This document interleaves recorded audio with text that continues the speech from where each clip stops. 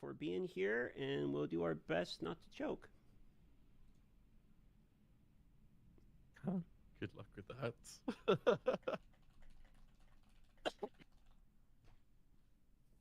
Right.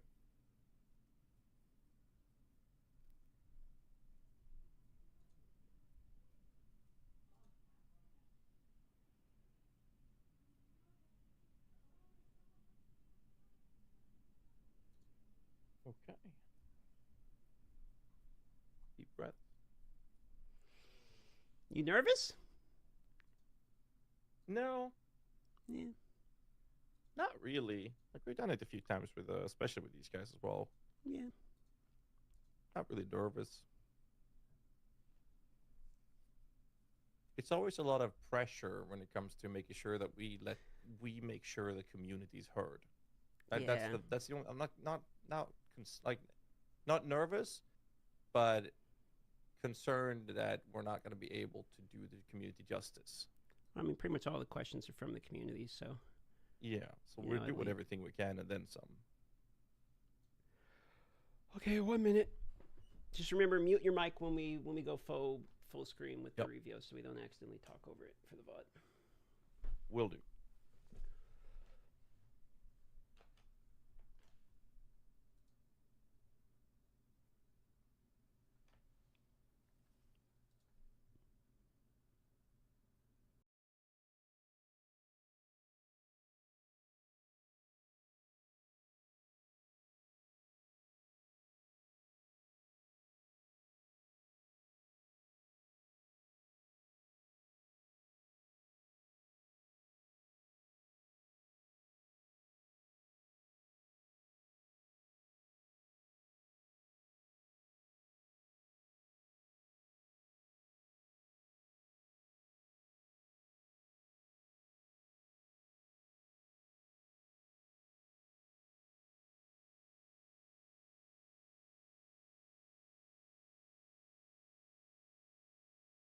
"25 seconds, ladies and gentlemen.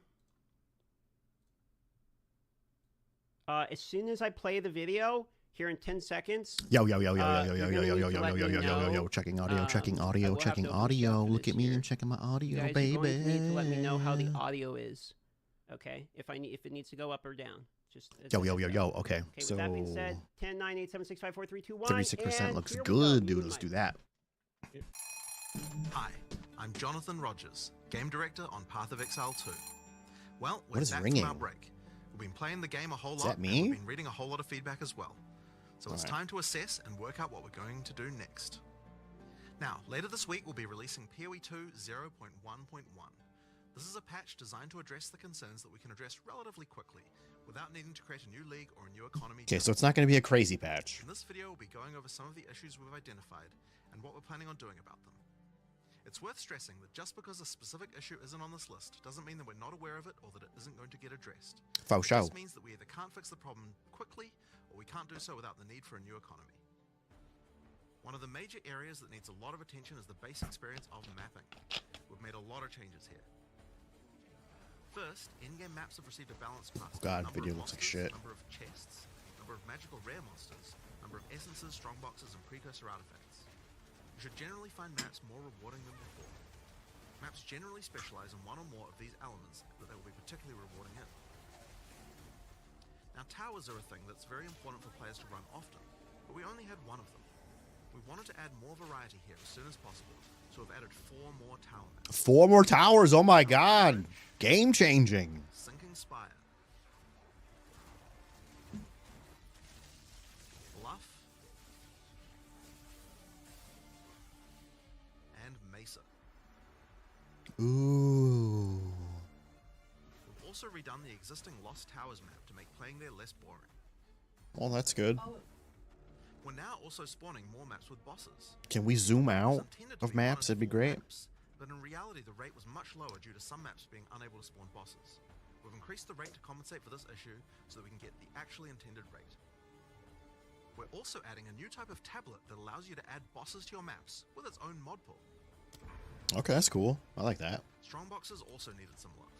They now spawn monsters faster, have a less annoying fog effect, and have also received changes to the timings and effects of the mods on them. Now, let's talk about visibility of effects. Many maps had too much clutter, preventing effects on the ground from rendering, causing you to be unable to see and dodge them. We've both changed the level of clutter on some maps and changed some effects to make sure that they are always visible. That's cool. That map sucks, by the way. I hate it. Explosion effects have had visibility improved. Stick around for longer before they explode, and disappear without exploding if a rare monster dies. Volatile plants are also way easy to see before they explode. Now we've also increased the zoom level on the Atlas. Yes! Done a pass on various terrain collision issues in many maps. We've also improved the load times of opening the world map. Yes! And we also now show the biome of a map on the hover for it. Nice. For other in-game content systems, we're focusing on getting all the rewards in line with what they should be. For Delirium, we recently fixed a bug which caused Delirium monsters to just not spawn after the starting part. And we've also buffed the rate of simulacrums dropping by 20% to make it more in line with the rate of finding the expedition of ritual monsters. Ritual made omens now appear in the ritual tribute window 60% more often. Cyrusha's streaming right next to me too, so we're kind of both streaming right now. We'll be wanting to make some more substantial changes to the rewards for this league later on. Now, one of the major concerns that we're often seeing is that getting to play Pinnacle content just takes too long, and that when you do finally get there, you only get one attempt and don't get a chance to learn the He's boss. reading a script. Look at his To eyes. address these concerns, we're making the following changes. First, we're making the Citadel spawn closer to the center of the Atlas, and we've also added an effect so you can see them in the fog of war from further away. This makes them much easier to find. I don't know if I like that. On the Arbiter of Ash, you will now get up to 6 respawn attempts. Respawns can only be triggered by the person who put in the keys, and everyone on your party will be respawned at the same time. Leaving the map still forfeits your attempt, so you'll still need to fight the boss with the build you walked into the map with. Higher difficulties of the boss The quality of the video is not me, it's the video that they released. It looks bad. Now, we'll also be adding respawns to other Pinnacle content as well over time. Another thing that players have noticed is that there are less keys from Faradin Citadels on the market, and thought that it was because the Citadel spawns less often. It turns out, though, that this is just because the boss kills players more often than the others. We've made a few changes. Chat says Templar when. The other bosses. A lot of people have reported that many of our unique items are feeling underwhelming. Uniques are Yes, they all suck. enabling at high levels, even if they're low-level uniques. But we realize that we do need to make sure that more uniques feel powerful when you first get them at low levels too. In this patch, we are buffing a lot of uniques. Do I have any of those? Should make finding uniques at lower levels a lot more fun. I don't know. It's going to. I have that crossbow. When you have some great uniques to use. I have that hammer. We're also changing It's hard a to few see. other The things video to make looks so finding bad. players better at higher levels too. First, we're changing mod weightings a bit to make sure that there are less bad mods. Another fix is making high-tier items no longer cull the highest tier modifier of a given mod type. This bug caused bows and crossbows to not spawn with attack speed at tier 5 rarity, and rings to not spawn with life at tier 5 rarity. Another change we're making is to make it so that socketables such as runes can now be overwritten with another socketable. Yes, we can overwrite them. Yes, this is a huge win. Still find many balance anomalies with specific monsters or bosses that can be nasty if you encounter them. This patch contains a pass adjusting a large number of those monsters and bosses. We'll save the full list for the patch. Massive There W. are a significant number of changes here that should address many cases where I said they have that for day one. Just be able to overwrite them. Here are a few examples to get a taste of what kind of changes you can expect. The Silverfist Commander roll now does a lot less damage. Plague Bearers Detonate Dead can no longer be used from off-screen and has better telegraphing. Forsaken Miners throw less grenades, have improved visuals, and deal less damage. Come on. And Lost Men Zealots can no longer meteor you from off-screen either, as well as many other changes just like those. I'm good with not being able to do One of the off-screen biggest shit, issues for but players on consoles is that the web-based item filter system is currently not working. This means that they can't use item filters like the PC users can. For 0.1.1, we'll be enabling the same system that PoE 1 has, which allows you to subscribe to item filters on the website. that's a huge W Now for it's console download the players. PoE 1 Awesome. website to allow us to get this feature out as fast as possible. Later on, we'll improve the user experience of this and put it on the Path of Exile 2 website. W. This patch also contains a bunch of other smaller changes and bug fixes that I'm sure you guys will appreciate, like buffing armor and scavenged plating, showing the number of uses left in your charms, as well as an effect when they trigger, That's cool. I like that. The song of the exiles. fixing the music that Una was supposed to play in town. Okay, that's great. And plenty of other little fixes and improvements throughout the game. Now, we have a huge amount of much more meta-shifting changes that we know we want to make. And one of the best things about having the game in early access with the endgame is that we now have a much better idea of where we want character power to be and what the balance of bosses and monsters should be relative to that. But those types of changes are going to have to wait until we are ready to make a new league with a new economy for people to play in. That's still a little while away yet, but in the meantime we'll be continuing to identify things that are causing frustration and try and address them. I want to thank you guys for playing and hope to be doing more of these in the future. Later. Okay. I'm not really cool with the Alright, so the there you nerfs have it. to the. Pretty awesome. I don't know. We're Whatever. now going to call them, get them ready. We gonna watch this or? Review, so we're gonna go. Yeah, fuck to it, why a not? Screen here that is a BR back, be right back type of screen here. I like we'll Gazzy's no hot tub. audio, It's it'll be nice. a blank screen for probably 5-10 minutes at the highest, and now we're gonna do an interview about what we just saw. So give us 1 moment here. Oh wow. I like how the O is a 0. That's great. Good stuff. That's a nice touch.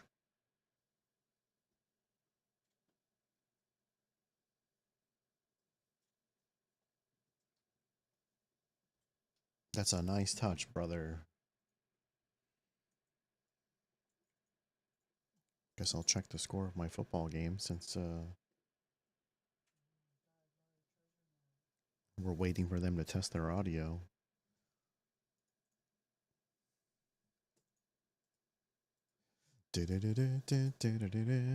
Commercials over here on the football game too. This sucks. This is an L. What's up, Doctor? How are you, man? Thanks for dropping in. Appreciate it. I know everybody and their mother is streaming this, so we appreciate you dropping in, man. Just waiting for the football game to come back from commercial and see who's winning. Still Buffalo? Yes, sir.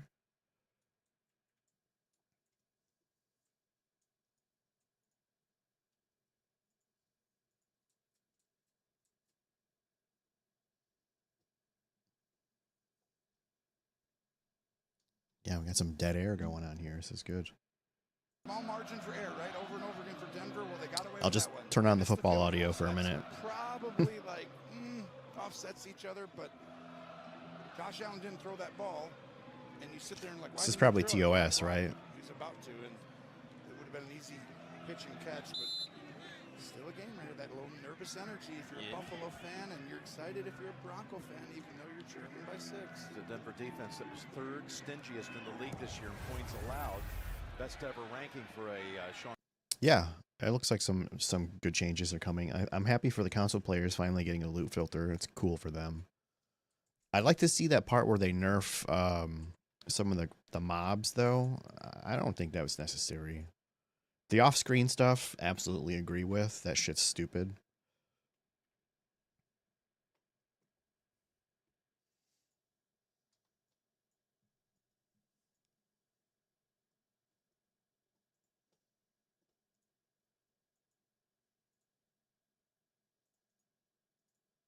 How long is this audio test going to take, bro?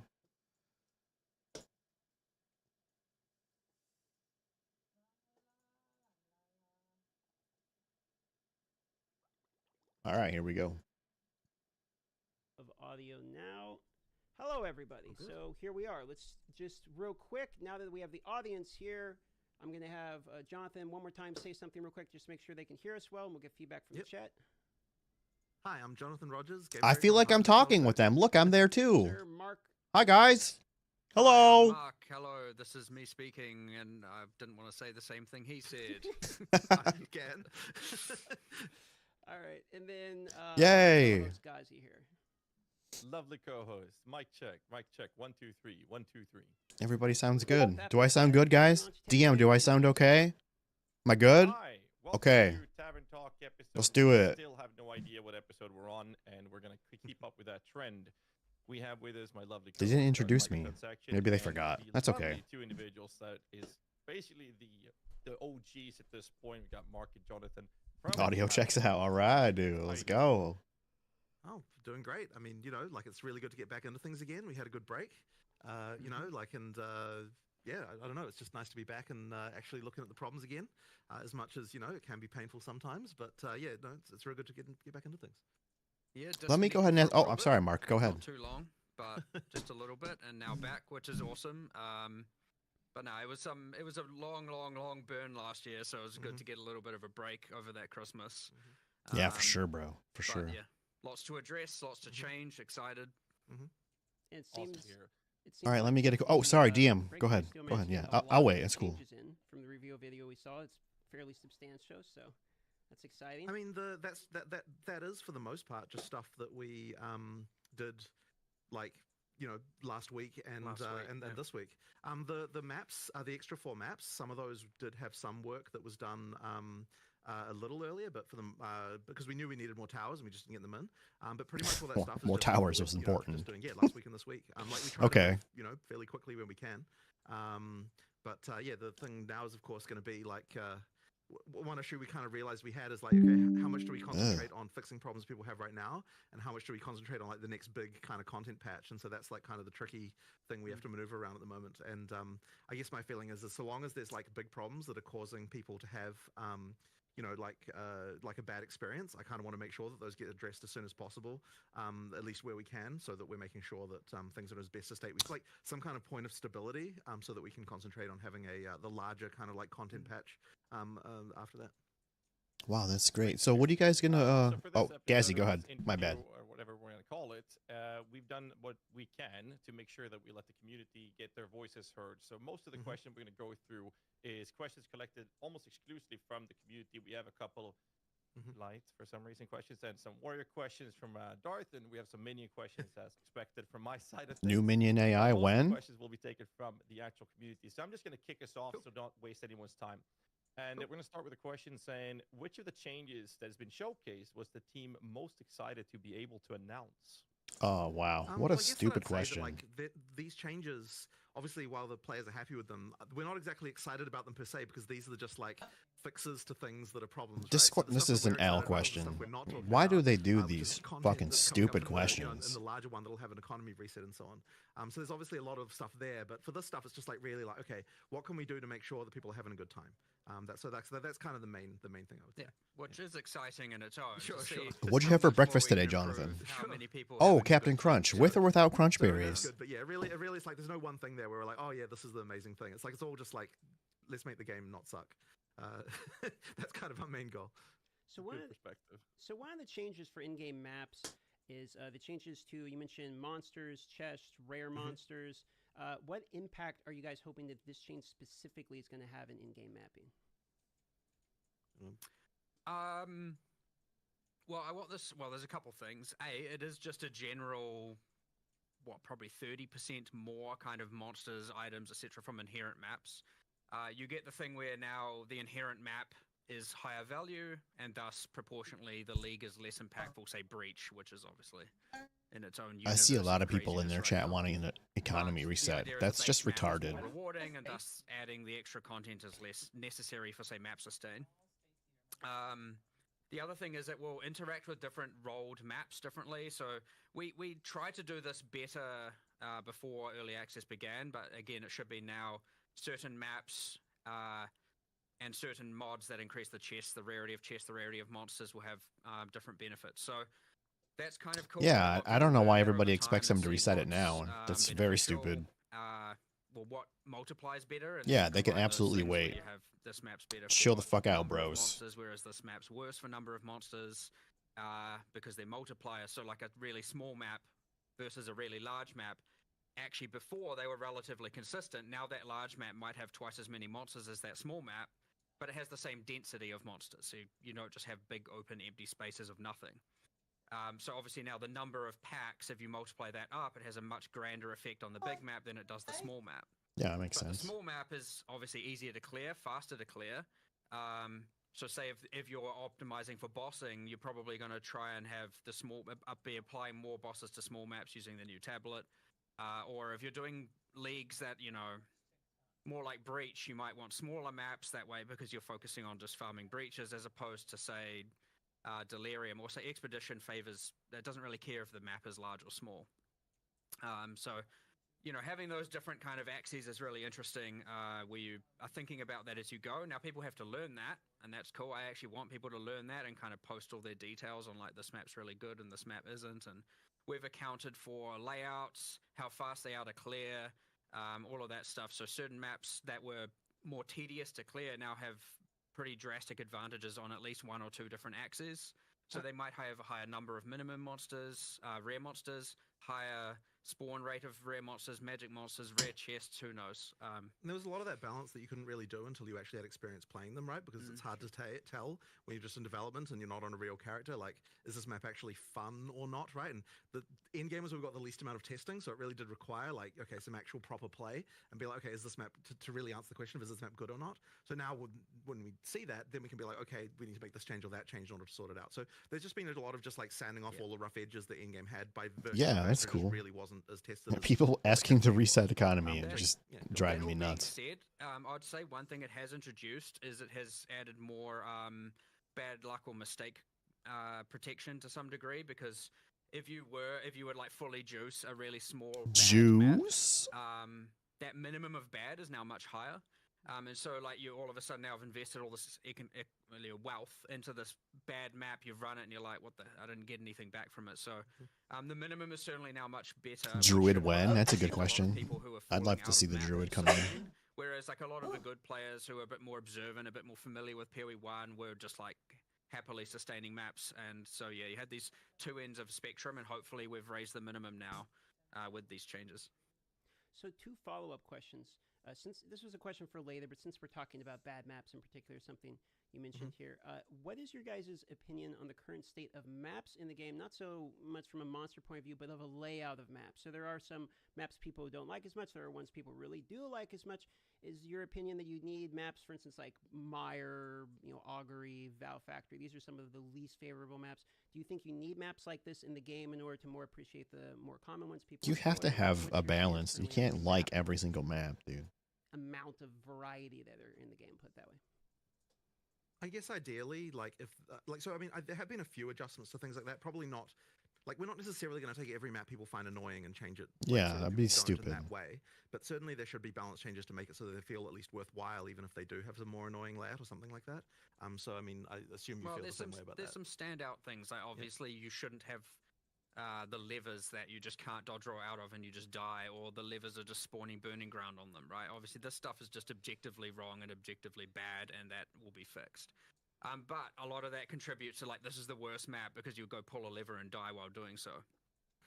And then there's the ones that, yes, are just like, inherently worse layouts, especially for certain builds. But then, again, now using this other thing where it's like, actually, well, those maps may now spawn the most amount of rare monsters or the most magic monsters or just the most amount of monsters. You're going to have to go figure some of that stuff out. And some people might like that. People with less... screen clearing AoE centric builds probably don't mind some indoor, more mazy maps if they're going to get the benefit or feel like they're getting the benefit from, more rare monsters. They've got, I don't know, more single target or a more concentrated DPS or whatever. They don't feel so bad now for running that as opposed to just running the, I mean, sand spit where you can just I nuke think entire screens. the more The annoying bad thing thing about for maps this, though, is was the definitely tower backtracking. map because it was kind of, it's like you mandatorily have to run that map, and so having that be not great is like not a good situation. So hopefully we've addressed that one. Like, that was really urgent to address. Everybody It was wants to know about it's right, can't you 3.26. get Bro, that? this is PoE 2, that bro. had to be sorted. Yeah, turns out it's maybe not a good thing where you have to approach a room full of monsters that you don't know what they are and they're super dangerous and you can't see them and it's a narrow bottleneck and you have to run in and just die. But even so, like, obviously the variety helps with that, but also the new version of that map is now based on the top floor tile set, which has like got more variety and like it's easier to deal with. So that should improve a lot of that. Better visibility. Yeah, exactly. So it more helps a lot. open, less tight bottlenecks. Still they're still relatively narrow here and there, but much better to clear. So Next one more question. Follow up here, and I'll pass it off to Ghazi.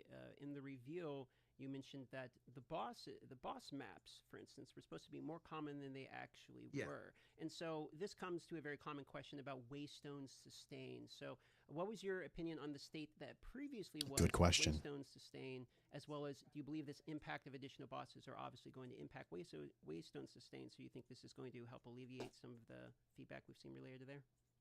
That one's pretty interesting because and this is probably going to be a controversial thing to say, but like we don't know that there necessarily is a problem with Waystone Sustain as such. So that means we have to look into, if people say that there is, and that means we have to understand why that is, because I don't think that's the experience that like we're having as we're playing ourselves. And like, so there's always this thing where it's like we want to hear what the players say, but then we always want to confirm with our own experience that like Map what they're stash, doing, map stash, we're getting the same please. experience before we can kind of make a good decision about what a change would be. So I don't know that we've identified why it is yet that players are having problems with Waystone Sustain, and so that's like, and this will change this obviously because there's more bosses and so on. Like that's the thing you can do, and killing bosses will give you upgrades and so on. Like that'll help with that. But I guess I sort of like I feel like we need to understand that problem more before we can really work out what exactly needs to happen with it. There's certainly more Fair to learn enough. there, but as I said before, the minimum's now higher for sure. Right. So it can be just people and- running into bad specific maps that like have specific problems that someone who's I suspect it's also just a lot of people struggling with the difficulty in dying, and it's obviously very different. Get good. If you're dying, My dad says this game's good. 20% of your maps. I mean, even 10% of your maps. It can make that difference. So yeah, there's definitely 100% more to look into there. But like, Can we get a personally, spicy I question? went to from tier 1 to tier 15 maps and a total of 32 maps, and I've sustained since. And then you see the things where people are talking about map sustain. And I'm like, okay, am I in a different universe? And the answer is probably in a different universe. the answer is probably yes, I am in a different universe. But from a purely anecdotal standpoint of my own, I try and I'm going to see how it is for myself. And I'm somewhere else. We need to look more into this somewhere. So we have other people at the office as well, of course, and you get their anecdotal experience. But we need to look at this from a much broader perspective. But either way, what we've just put forward is an improvement to all of that. Higher maximum, sure, higher minimum, and a bit more safety for bad luck. But what it doesn't really account for right now Bad is luck safety for protection? people dying and, No. That shit doesn't failing work, man. 50% of their maps or N% of their maps. There is a slightly more subtle thing going on, I think, which it's kind of unfortunate how this turned out. But effectively, because you can power through the map tiers really fast, it means that you don't get a chance to find the gear that you would otherwise have as you went through those tiers. And that means that effectively, when you do, like you might be playing higher tier maps than what you really should be playing for the amount of like wealth that you found, and that means that your map sustain is bad because you're dying more often because you're kind of playing higher tier content, and is on us because we like need to adjust that so that you that you only start effectively, in order to progress up the tiers, it needs to be more that we need to sort of gear check you more as you go up a little bit to make sure that you've got the gear you need before you're going up the tiers. But this is going to be a really subtle and tricky thing to get exactly right. Like there's quite a lot to that, and that's kind of more of a thing that we can sort of look at over a bit of a longer period of time because it's going to require some adjustments. But that's sort of another one. But there's quite a lot of implications to all of that, and I don't know that we're quite ready to like understand exactly what would need to happen for that to happen. But that is kind of one of the issues that we're seeing is just like effectively people playing content that's harder than what we would hope they would be playing for the gear that they have, which then causes the deaths, which causes the sustain to be bad. So that's kind of that issue there. Thanks for the detailed answer. I'll throw it off to Ghazi for the next questioner. Yeah, next in line, we're actually going to circle back to what you mentioned, Mark, regarding Expedition, not caring about the layout and whatnot, but you also mentioned, I believe it was in the video, right? You mentioned more substantial changes to Expedition coming later. So the question is, do you have any particular examples of these things you're hoping to accomplish with this mechanic? Yeah, I can't really say what it is, but what I can say is it is intended that every league, sort of, I'd say without promising it, because we're allowed to make exceptions, it is kind of intended that every league provides some sort of access of character or crafting power that is abnormal. And so, different that you can't get anywhere different. else. Mostly character power here. So aside from the unique items, obviously they can or sometimes don't provide character power that can be attained elsewhere. This is more about something else that's, similar to, say, the instilling your amulet with a notable. It's something that only that provides. It gives you more power than you would have had if you had never done it. And so ideally, every league would kind of do something like that, or provide a crafting avenue that would then give you something like that, or give you more power in general. But yeah, we just kind of have the vendor mechanic where you can do some crafts, and none of those crafts are abnormal. They're not adding extra benefits or mods or anything outside of that. So yeah, we have intention to add something to that, and probably to a lot more of them over time, and as you get new ones that each obviously have this thing in mind, where we're trying to say how can we make characters feel a little bit more powerful by engaging in that content. But 65 yeah, hour long didn't answers. quite get it when we ported it over. Like, you know, we discussed heaps of things, like we could add some more ROG crafts, so to speak, now that even though it's now 3 out of 4 of them crafts. It definitely needs something else, like, yeah, for sure. it just needs something cool, something better, and something not rushed. Which is we're in a position where we're going to rush something, and it's like, hold on, let's not do that. Let's get it right and do it a bit later. Fair. I like that take. Another question we have is regarding the Arbiter of Ash now having 6 resurrection or revive attempts, right? And other attempts to, or adding other attempts to other pinnacles over time. I guess the question comes down to why wait with adding extra attempts? To ultimately, the reason is just time. So it might even be that in the patch that we do deliver, that some of those other ones are already done. It's just that because the video had to be made last week, and like we were like, are we gonna, like, we knew we would get time to sort out the Arbiter, and we were like, we don't know if we're gonna get time to do the others, so we'll just like promise that one, and then if the others come, then that's just a bonus. But yeah, effectively, there's like a little bit of trickiness around each one to like just work out all the states of everything. Like, I mean, if you're looking at like just as a random example, and this isn't obviously that big of a deal, but it's just, you know, someone has to do it. Is like for the breach one, for example, we have to decide like, okay, so we can't really let you have the economy, like you can't reset the whole map because then you'd get the drops from the breach a second time. So then it's like, okay, we have to make sure we put a checkpoint in the thing, and that means we have to like do someone has to go write some code to like make the breach thing work correctly for checkpoints, and you know, it's just like random stuff like that, just little details. I think the comments in the chat are more interesting than some of these answers. But I mean, we're not talking along. Maybe I'm just not in a great mood. I don't know. We'll get to it in the next couple of weeks. It's just, you know. I'd say King in the Mist. King in the Mist will almost certainly be done because it's an isolated boss fight in a room with nothing else going on. But for the logbook and for the breach one, you have to have some manual intervention, and we have to really make sure that there's none of that, like, you know, respawn at checkpoint at this exact point in time, and all of a sudden you get the loot again kind of thing going on, because that obviously can be quite destructive. So yeah, it's literally just a time thing. We'll, as I said, we'll do it in the next couple of weeks, just as we, you know, get these things going. Yeah. Awesome. Speaking of Arbiter, a couple questions related to Citadels here. Lamanthe OG, what's up, brother? Are Copper Citadels I see you. The same spawn rate as all the others? That's what happened?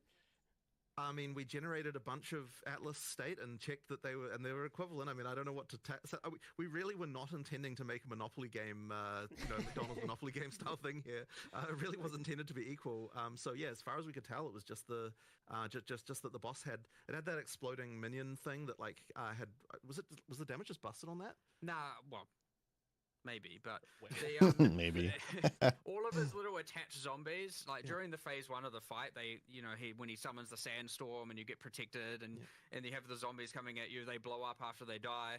And in the map version, the in-game version of this fight, some logic was missing. I don't know what happened, and those would then explode at the end of the phase 2. So you're like, oh, I killed him. You run in to get your loot, and 8 zombies just explode and insta-kill you. Yeah, that's fun. fun. What you found is a whole bunch of people were just straight up like succeeding at the fight and then just dying straight afterwards. So that accounted for some portion of it. And then he was just harder. Like certainly the death rate, even excluding the one-shotting zombies, was just much, much higher than the other 2. But yeah, we have now a cheat that generates or simulates generating, like, I think it's 1 billion different blocks, and calculates how many of every map spawned and everything like that, just to test this specific Citadel case. And yeah, everything we could find generates exactly the correct amount of the 3 things. So speaking the 3 Citadels. Speaking of spawning Citadels, did you guys happen to catch any of the conspiracy theories related to, you know, corpses pointing in directions? Yeah, did they see any of this? So ridiculous. Awesome. Whatever. People come up with crazy things. I don't know. All right. I can tell you. I see. The thing is, I'm tempted to actually do something weird like that now, just to like, you know, just to bait the conspiracies. Yes, troll baby. It is. It's just RNG. Like you have to. I did catch it's the just video. RNG. That's all it is. It said closer to the centers, so there is something to being farther away from your spawn point. So but basically all that is literally just that there where you start, there's just a radius you have to get to before they start spawning. But after that point, it's just they just spawn the same rate. RNG. And we just moved it closer just because, since you can't really tell like where the that's like not obvious, right? And the main thing we want to do there is just not. Can they sit down ask and when they right next to where you expect this start. to come That'd be out? ridiculous. Actually, I'm gonna check Steam. Maybe it's effectively, already we just out. shrunk that down a bit because it was a little bit large, and then the other thing as well is that now that you can see them in the fog, it No, actually makes it's them so not. much easier to find. We actually intended, we were like, oh yeah, we're going to totally buff the number of these that there are. But after we made the change to seeing them in the fog, it was immediately like, oh shit, there's actually tons of these everywhere. We just weren't seeing them before. Yeah. Seeing them makes a big difference.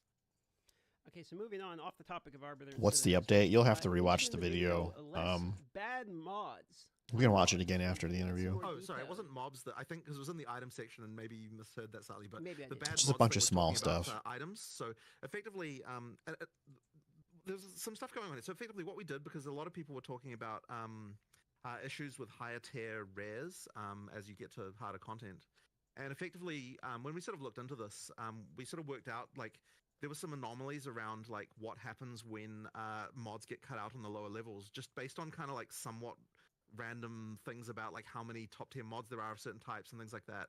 So what we've done is it's not like huge changes, but we've kind of effectively done things like I think accuracy went down a little bit, and there was like I can't remember the other changes. Accuracy went down, life on kill, mana on kill on weapons. At Manner on kill.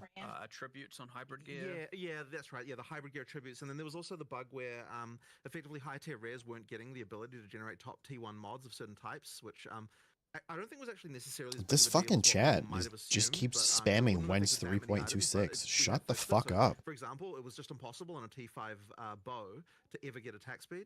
Like Once it was a Jesus. once it was a certain item. So yeah, but you couldn't even get T5 realistically except from high level stuff, right? You still Whatever, you still could occasionally, occasionally, yeah, but whatever. The point is like there was a few things like that that were going on, and we effectively just adjusted that stuff, and it should result in generally better rares when you're talking about like high end. Like I wouldn't say it's a balance change. There's so we'll just see how that works out. The adjustments are not you like just have to mega, see the but video. They are there, and they should sort of improve things, I think, a little bit. And just for clarity's sake, for the viewers, when you say top tier, like tier 1, you actually mean like tier 12 or whatever the top tier is, right? Because tier 1 technically is the worst. Sorry, yeah, it's so annoying that we have like tiers going in reverse directions in different contexts. Like, but yes. What I mean is whatever the top tier of that mod is, in some cases it was getting cut out. In fact, I worry that even in the article that we're going to say that's actually incorrect. So I just need to fix that because I think in the article that we posted it says T1 item affixes, which is actually backwards. So I need to go and fix that after we've done this. We also need to make this consistent everywhere and sort this tiered situation out. Yeah, I do have a follow up on that. Yeah. It is sometimes very frustrating dropping something that has a high tier, but I don't know if that is the highest tier. Would it be possible? Like, is there something you guys are considering adding? I think we are adding a thing that displays on the mod if it is the best tier. Relatively that's soon, cool. but again, we need to also just figure out a little bit more around this because we've got this whole T1 versus T random the reason why and... there is resistance to having T1 mean the top one is because then if we add another one later, it changes what all the tiers are, and there was sort of some discomfort around that. But then maybe it's still better to just do that anyway. I don't know. That was the original thinking behind that, but whatever. Wow. It might be less confusing if T1 meant no, because the other thing as well is that map tiers are like the T1 is the bottom one again, and you certainly wouldn't want to reverse. Man, I gotta go to the bathroom. I don't want to leave this. Yeah, I don't know. Like probably. Yeah. Need a bottle. Somebody get me a bottle. Just one of those things. Understood. Yeah. Speaking of items and quality, one of the most requested additions, item filters, coming to console. So I'm sure many people are very excited about that. Speaking of the topic of consoles, can we expect more quality of life things coming to console? What do you mean? I very commonly see asked for things like text UI size. Okay. Do you have any plans related to quality of life improvements for console? Yeah, I mean, we certainly need to do more there. I mean, like, I don't have any specific things to announce there, but I feel like console's version is pretty fucking solid. That, I know I haven't heard this complaint. Console thing, but another thing that we will be doing for people who use controller soon is like the ability to fast swap between controller and the PC UI. That's supposed to be like, their immediately in game, because that's something I believe there was even an implementation of that. It was just a little bit too dodgy to release on early access start. So we fair should get enough. that sorted and then tested and so so that'll be another one. But in terms of just general console stuff, I mean, look, there's just more we can do, right? And You know, we've got our guys When's on By console, they'll be Inspector? looking Good at things question. and just The guy in the fixing chat things. is The OP. Excise one, I do think needs some addressing. It's a little bit tricky because there's kind of a lot of things all through the game that need like futzing around with. So but that I definitely appreciate that. And like part of that is literally because when we're in the, this is kind of bad, but it's like in the studio, we literally have like a big screen and the couch that's near it is like man. relatively close. It's like an actual real world scenario. You know, people often sit. I wonder how long this is supposed to be. Yeah. Yeah, things like that just need some addressing for sure. Fair enough. All right. Putting aside bugs and tuning that is expected for early access state, what's a question that I was asking about? What are the players' feedback that surprised you guys the most? Good question. That's a great question. I know you were saying. I mean, I guess from my perspective, it's like we had a lot of worries about things being broken. We just didn't know what those things were going to be. But then you were saying before that just the level of brokenness did surprise you as far as like some character builds and stuff, right? Yeah, like I had my whole like, okay, obviously people are going to find broken builds, but like we escaped millions into tens of millions, and then we escaped tens of millions into hundreds of millions in measuring in DPS, and then we escaped DPS into comets per second. And then like, you got to this point where it's like, okay, we're just off the reservation here. Comets per second. You know, when you 1 week in and someone's like, here's my 450 million DPS build that hits the pinnacle boss for 141 million damage and one shots in the 3-player party, and I'm like, well, where are we? Like, what happened? The thing that I found a little bit sad, and I guess we should have just expected this, is that like I sort of expected that the first few times people were playing the pinnacle boss, that would kind of be a normal fight. But in reality, the first few times people played the pinnacle boss was just completely like a disaster because like they just had some build that was because to get to the pinnacle boss the fastest, you also had to have like a ridiculously broken thing going on, and so you just ended up with just like like you don't even get to see the mechanics, and it was just like that was a bit sad to me. Well, hopefully with more They'll fix lives, that. people will actually be giving it a shot instead of What's up, selling Benjamin? it off to those people who do one shot. Sure. But What's we'll see how Tavern that Talk? goes. It's an interview. The tricky You thing looking about at it this right has now, just been brother? that, like, okay, so we do generally want. I mean, we do generally want to not do mid-league nerfs, and there was a period there before Christmas where we were making some changes, but we weren't even considering those to be mid-league nerfs because they still left things in a state that was still like very, very good. Like from our perspective, and like maybe the players would disagree with this, it was kind of like when we nerfed something there, we were still leaving it in a state where it's still some of the best shit ever. And so there was, from our perspective, we were like, well, there'd be no reason to have to re-roll your character after this change because like it's still crazy. So we didn't even really consider those to be mid-league nerfs in the same way. But then, obviously, there's going to have to be some changes because, like, you know, there are just certain things that are. There's a guy in the ridiculous. chat But says, "What one happened to thing we've got Chris?" Now, and I kind of mentioned it in the video, is that like we actually have an understanding Like he's now of, missing or what something. the character should look like.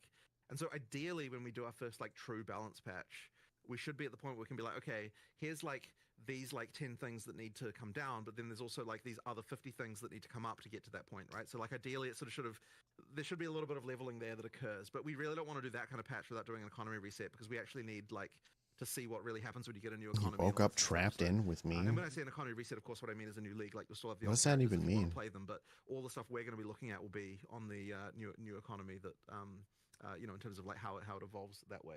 So yeah, that's going to be a tricky one. It'll take us a little bit longer. But that is also what we're working on in the background as well, is just like getting all of this stuff to where it needs to be. Max Life on Tree. I'm just going to read some of these comments. There's no nerfs coming in. No nerfs coming? Is that sort of what I'm taking from this? I mean, there might be a few that relate to things that are just completely screwed.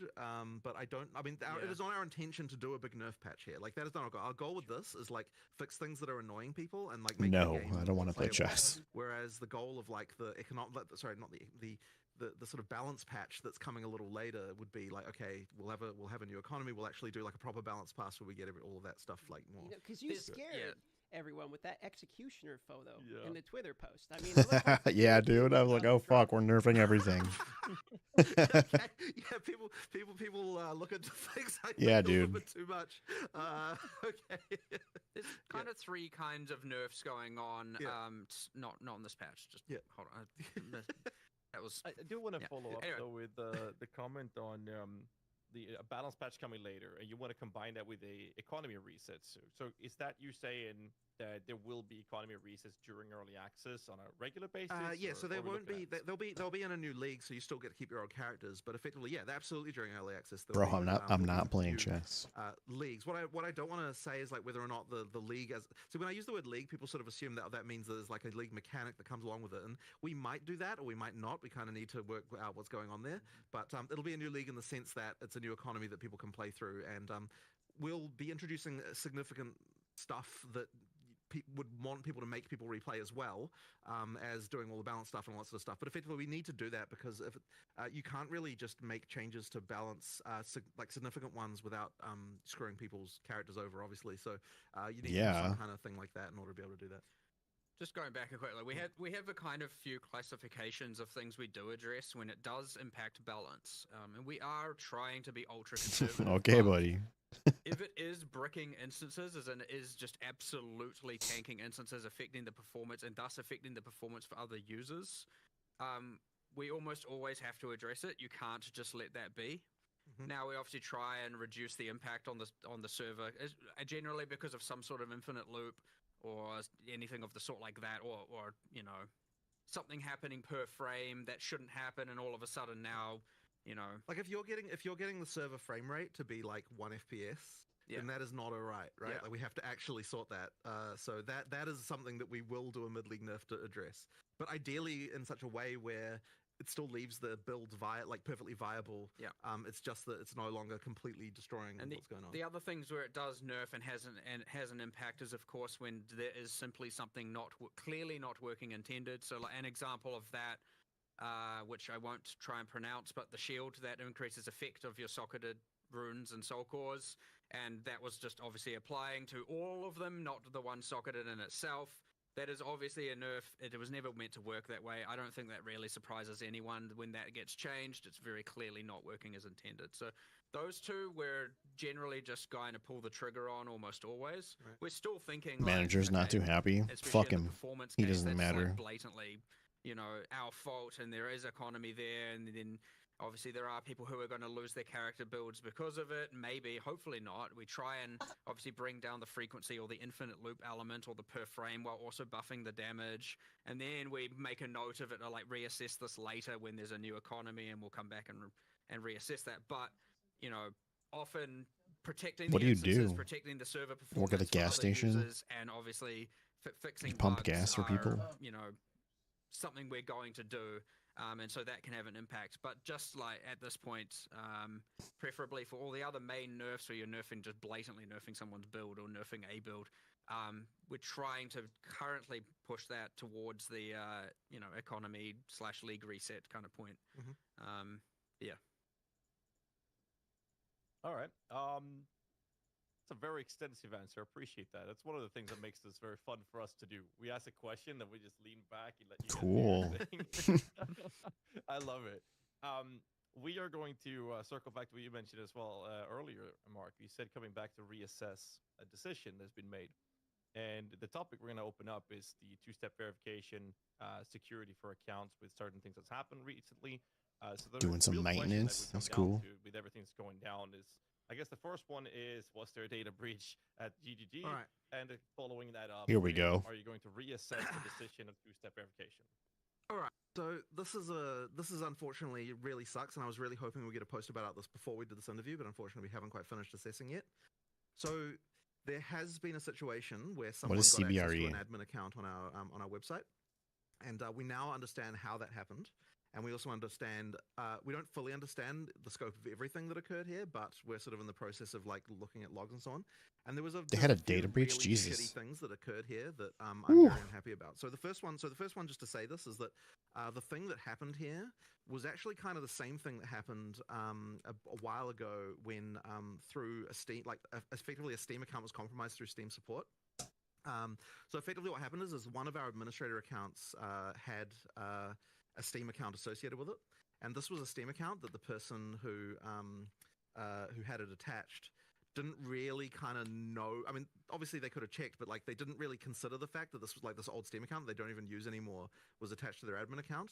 And so effectively what happened was that got compromised through Steam support. So I don't know like all the details exactly what happens there, but effectively what happens is that like they are able to somehow provide like details that they managed to find on someone, Holy like fuck. the last 4 digits of their credit card information or whatever, through that they get through some other kind of means, and then they provide enough information to Steam support where they're able to get Steam to change the credentials on the account, which happened without us noticing, because once again this was an account that this person doesn't log into, so there was no like they didn't realize that this has occurred. And then another thing, this was compounded by the fact, and this one was really, really crap, that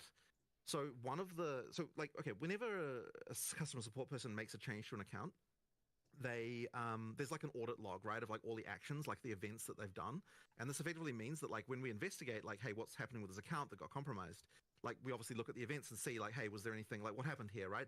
Did someone change a password? Was something going on with that? And there was actually a bug where the event for setting a new password on an account was incorrectly in the back end labeled as a note rather than like an audit event. And what that meant was that, so notes are things that like customer service can add to people's accounts and they can edit them and delete them. And so the Holy password fuck, change dude. thing being a note could be deleted by a customer service person accidentally, rather than being rather than being permanently there in a way that no one could change.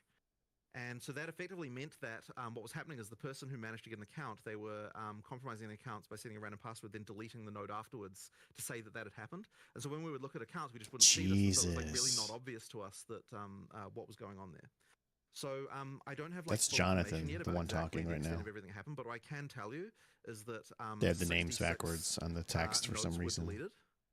So that would imply that 66 accounts were compromised. Now, it does extend slightly back further than what our log history is. So I think there's like, so we only keep logs for 30 days. And that's like a whole, privacy rules around that stuff means that that's your log retention. Now, there were 5 days before that where the account was compromised, but this is all pre-launch of PoE2. So effectively, there were the 5 days back in November when we don't have logs for, and then after that point, there were 66 accounts that were that God had damn. notes deleted. Now, the reason why I am using that phraseology here is because the things were deleted from the frickin' event stream, like we literally don't know what happened here. Like the only thing I've got to go by is the web server logs, which don't actually record like all the data that's sent in a web request. It's just like the address of the page they went to, right? So effectively we can see like basic information, but because the thing itself that they were doing involved deleting the frickin' records of the fact that they were doing it, meant that like, yes, it's unfortunately very difficult for us to track down full information about this.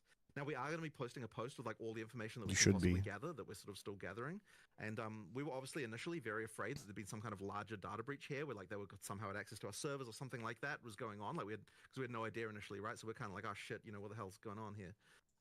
But now that we've understood that the vector was via a Steam account like that, it kind of means that like effectively what they had access to was the same stuff that customers. They don't have to tell us this, guys, by the way. So this is really cool of them to be so transparent. Like logged due to this other thing, and then since then we've also added a bunch of extra security stuff that honestly should have already been in place around this. Okay, I'll be looking. All of that is to say that, we totally fucked up here with security stuff on this account. We're certainly not going to have any Steam accounts linked to, we're going to audit and make sure that there's no Steam accounts linked to any customer service admin accounts any longer. Like that certainly needs to not happen if there's going to be this kind of attack vector. As well as we've added a few other measures that, to just make sure that this sort of shit doesn't happen again.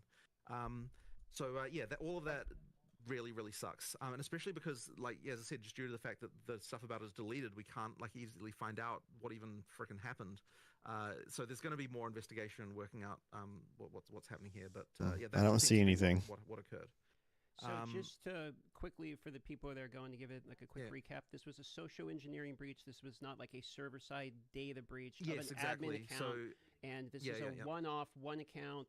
It's now a closed case scenario. The viewers do not have to do anything on their side to worry about their information. So the moment that we realized that something had gone wrong, we just immediately reset all the passwords on all the admin accounts and deleted all the sessions just to make sure that everything was kosher. So from that moment on, there was no more accounts getting compromised or anything like that. Sure.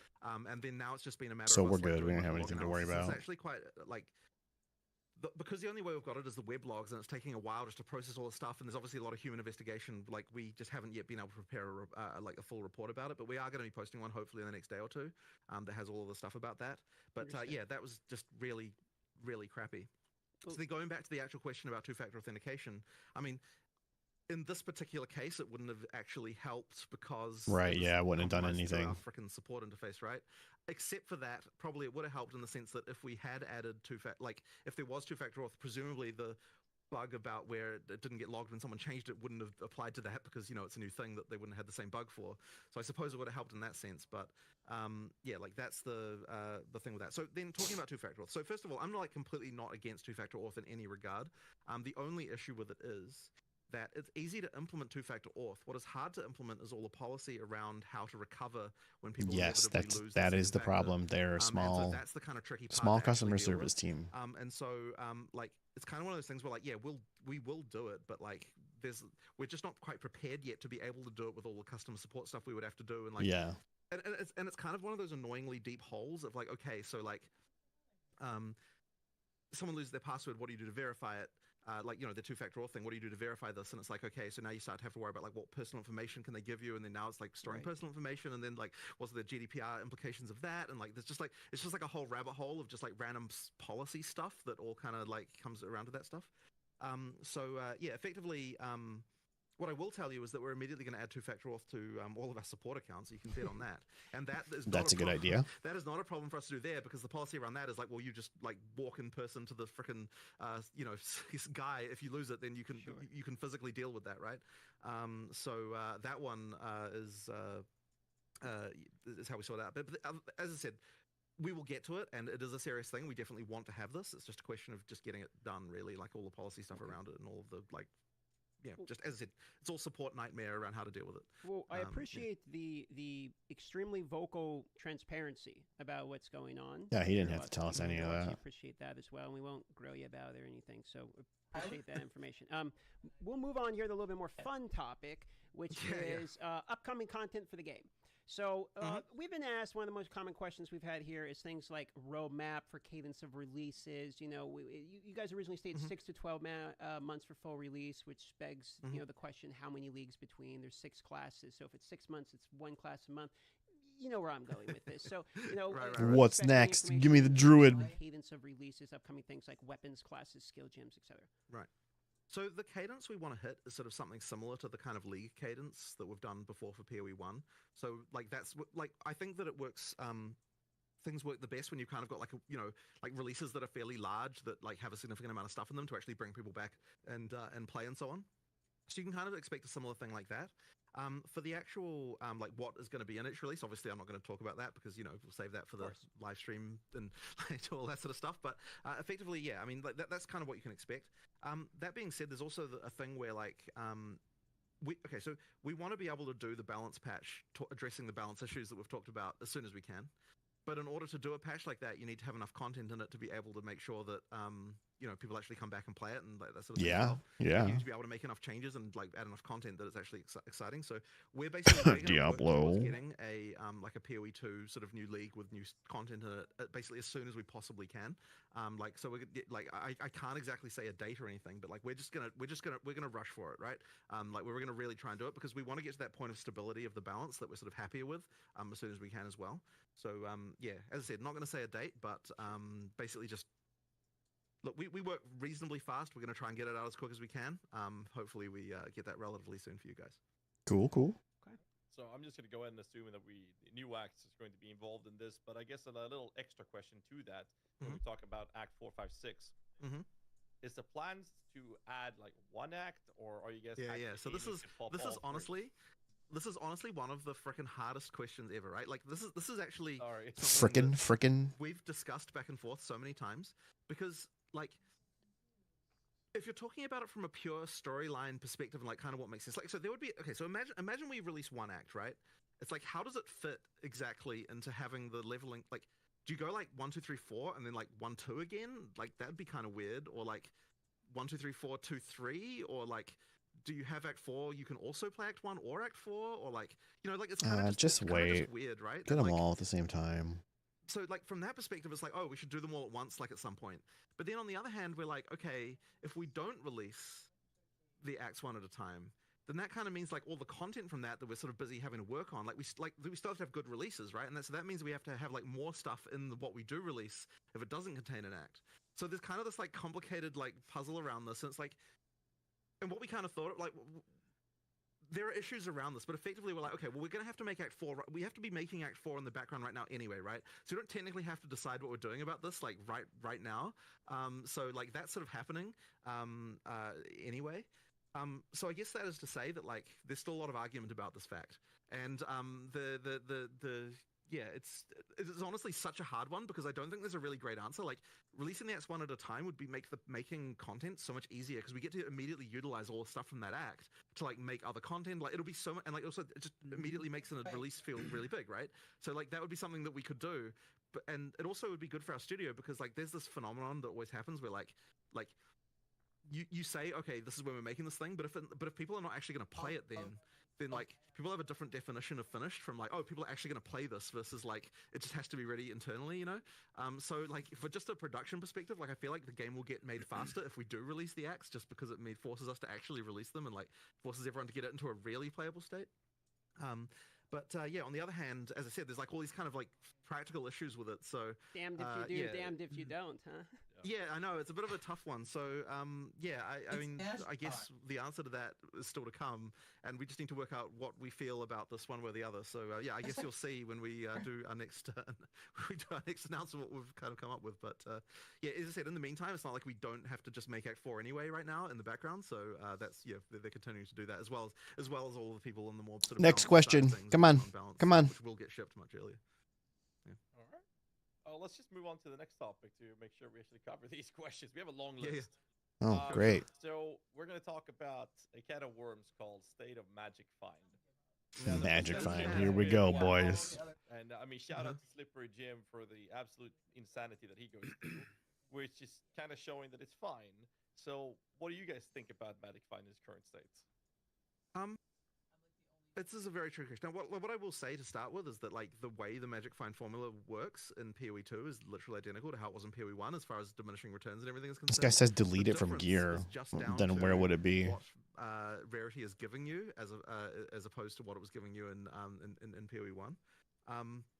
Our argument for why Magic Find should be fine in PoE 2 is effectively like, we're not doing what happened in PoE 1 where you got like all these quantity mods and all that sort of stuff like that.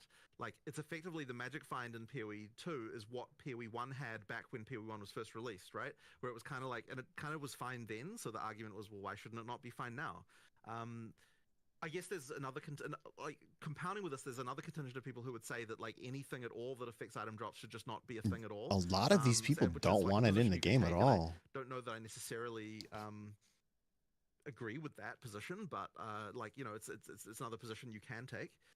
So I guess all of that really is to say that like I don't think there's anything about it that's not working as it's intended to work, and ultimately the purpose of something like Magic Find is to kind of give you another axis of build design beyond just like doing the most DPS, which, you know, like that's kind of its ultimate goal. So yeah, but I mean that's kind of where it's at really. There's definitely more to look into here though. I don't know if you've got a different opinion. Not really. I was just thinking the main difference between, say, PoE 1 was you fully saturate into every single item being a unique item. That's the difference. Whereas in PoE 2, you saturate into higher tier rares. You actually cannot fully saturate into unique items. It is impossible. So yeah, impossible how? I don't know what if I have a rare piece or a unique piece for every equipment slot? I can't put them on. Find it a problem in both games, which again, completely fucking ad coming. God damn it! Come on. I don't know. There's a little bit more to look into here for sure. Like, we come back from holiday and we're like, all right, let's fix everything we can in a week. There's this list of like 100 things, and we pick the most, what we think is the most impactful 10. And so, yeah, there's a lot of these things that are just outlying on a list for us to really actually look into and investigate more and see, you know, what part of it people are liking and not liking. Because, you know, even though you had Slippery Jim do this, you know, the great service, there'll be a lot of people who just disagree with that. He says it's fine. There'll be a lot of people who disagree with him as well. So yeah, we just need to look into this a bit more honestly to get a better I don't stack it, and I don't care. I don't think it's a problem currently. but I might change my mind as well upon reading all of this and looking into it more. So we'll see how it goes. A follow-up. I don't know if you. Okay. Oh, sorry, I didn't mean to cut you off. You can continue. No, you go for it. Sure. So a follow-up to this is, okay, so the state of Magic Find is a question. Specifically, do you have a belief on how you believe it's influenced the economy? I'm seeing a lot of comments sometimes when I'm live where people are like Magic Find's the reason, inflation's the thing, etc. So what is your guys' belief in terms of how much Magic Find is actually making an impact in the current economy? Actually, there's another difference from PoE 1, actually, of course, is that Magic Find now increases the tiers of currency you find. Yes. Yep. I don't honestly think that we have an informed enough opinion on this topic, actually, to be fair. I don't think it's been our primary concern like this week because of the fact that like there's other things that we think, like we really wanted to make sure that the actual play experience is prioritized as the main thing. Like that's the kind of our focus right now. Which I mean, obviously this fix it, but it's kind of like something where like it's a slightly longer term concern. So it's something we need to definitely investigate more. But yeah, it was really like that map playability and like making sure that because like I mean when people are dying to things that they think are bullshit and stuff like that, that's kind of like something that we were more concerned about. So that's I would say we need to definitely do more. We need to form an opinion about this before we can say more about it, I think. How about I phrase a question like this then? In PoE 1, item quantity was removed, which affected currency. In PoE 2, you now take that into I see what you mean. Yep, that's a very good point. What is the reasoning for reintroducing quantity that you made a decision to remove in PoE 1? Get closer to the mic, Gazzy. I don't think that we looked at that as reintroducing quantity, but you are correct that it does increase the quantity. Well, okay, it's not that it increases the quantity of currency; it increases the type, the tier of the currency you get, which you would look at that as quantity because like you don't care about like whatever transmutes are dropping. You only care about the higher ones, and so as far as you're concerned, that is quantity. So I would say we just didn't really look at that as quantity, but you're not wrong about that, right? That is true. Well, it's certainly going to be a problem if it is perceived as that having enough rarity is the only way to thus have enough currency to say roll your maps effectively and also have enough to spend on gear and whatnot. Like that's certainly a problem. In which case some adjustments probably likely do need to be made. But again, we're just speculating now. We need to look at I have friends who are just completely stacking Magic Find and that's fair. I do have one last follow-up on it, and it's a discussion we had. It is what it is. 4 or 5 years ago with Chris Wilson, and the topic was actually about currency drop as well. And the comment was that the numbers were fine on GGG's side. The numbers looked fine. It is accurate. You are dropping more currency than ever. But the numbers didn't matter when the perception in the community is the direct opposite. So how do you think about tackling that specific conversation when the perception is completely opposite to what's seemingly the reality of things, right? So are you saying that the community perception is that currency doesn't drop enough? It's the perception is that rarity is a mandatory stat. Oh, sure. No, well, absolutely, right? Like, look, if the community feels that way, we should absolutely look into it and do more about it, right? Like, but bear in mind that most of the community feels that way. I sort of often say, like when the community has a problem, this is an invitation for us to understand the problem and then for us to address it in the way we want to address it. And that way isn't necessarily exactly what the community is saying, but it's just effectively like, I do want to keep doing things until the community is no longer unhappy about it. But that may not necessarily look exactly like in the form that they're expecting, if you know what I mean. So yeah, we have to look more into this. That's absolutely the case, right? And we can tell that because of the fact that people are unhappy. So yeah, we will look into more into it. So speaking of unhappy, we're going to get into State of Melee / Maces is the next part. Oh shit, here we go. So let's talk about Warrior and Maces. What are your guys' feelings? Looks like I can't delay this ad coming up. It's coming no matter what, guys. Sorry. In particular to function in Path of Exile 2, obviously they're very long cast times. Movement of mobs can be very quick. You can get stunned, interrupted. On the tree as well, there's many nodes that literally reduce like attack speed in order to gain other things. So more or less, Warrior's in a position where a lot of the people feel like it's clunky, too slow for the current in-game play loop, or Warrior feels like maybe... This guy says nobody tested Warriors. That's the answer. What a stupid comment. So, what is your guys' response as to the state of Mace skills, and where would you like to take it? Well, our first question I would have for you is, do you think it's a problem during campaign or only in endgame? I would say it is more specifically a problem in an exponential ramping as you continue the game until you hit a point where there's pinnacle bosses, and then you can kind of one-shot pinnacle bosses with some of the setups currently. So there's a mid portion of the middle to later in-game in which it feels like a problem, specifically because you have things like volatiles that actually track you, and if you stay DM's going off, dude. So it seems counterintuitive to the design of some of the mobs. I do think that there is a problem in game here. You got banned for. Oh my god, dude! Why did you do that? I'm glad to hear you say that it's an in-game issue and not a campaign issue, because I have to say that my experience playing Warrior through campaign is actually that it's fine. But I did hear a bunch of people talking about that as if that was not fine, and I think that it is. Like, I think, or at least I can't reproduce the issue during campaign if that's the case. So really, it is more of an in-game issue, and I don't know that I've got a solution for you right now. But we do need to, like, once again, it's one of those more subtle things that we need to look into, and I suspect that the big balance patch will be looking at that a lot more. There is something about come to the big dog stream. They're already watching the big dogs. I believe, but that I'm the small dog. What the other classes end up looking like as well a little bit. I'm cool with it. Well. I don't know if you've got any more different opinions about that. Well, I mean, the attack speed is a big part of it, right? You obviously have that is a multiplicative axis that every other cast speed or attack speed is a multiplicative axis. I'm happy with where I'm at. My channel will grow on its own. Speed that every other class is getting, and the warrior has a deficiency in that. And even if you were to get it, yes, obviously there's the fixed attack. I'm the biggest. Thanks, thanks, dude. Appreciate that. It's probably a combination of those are too punishing. Hit me with that Twitch Prime, brother. Of them, and there's not enough attack speed available. It'll be somewhere in that region for sure where we have to make some adjustments, and it probably won't even be that drastic to get it to feel right.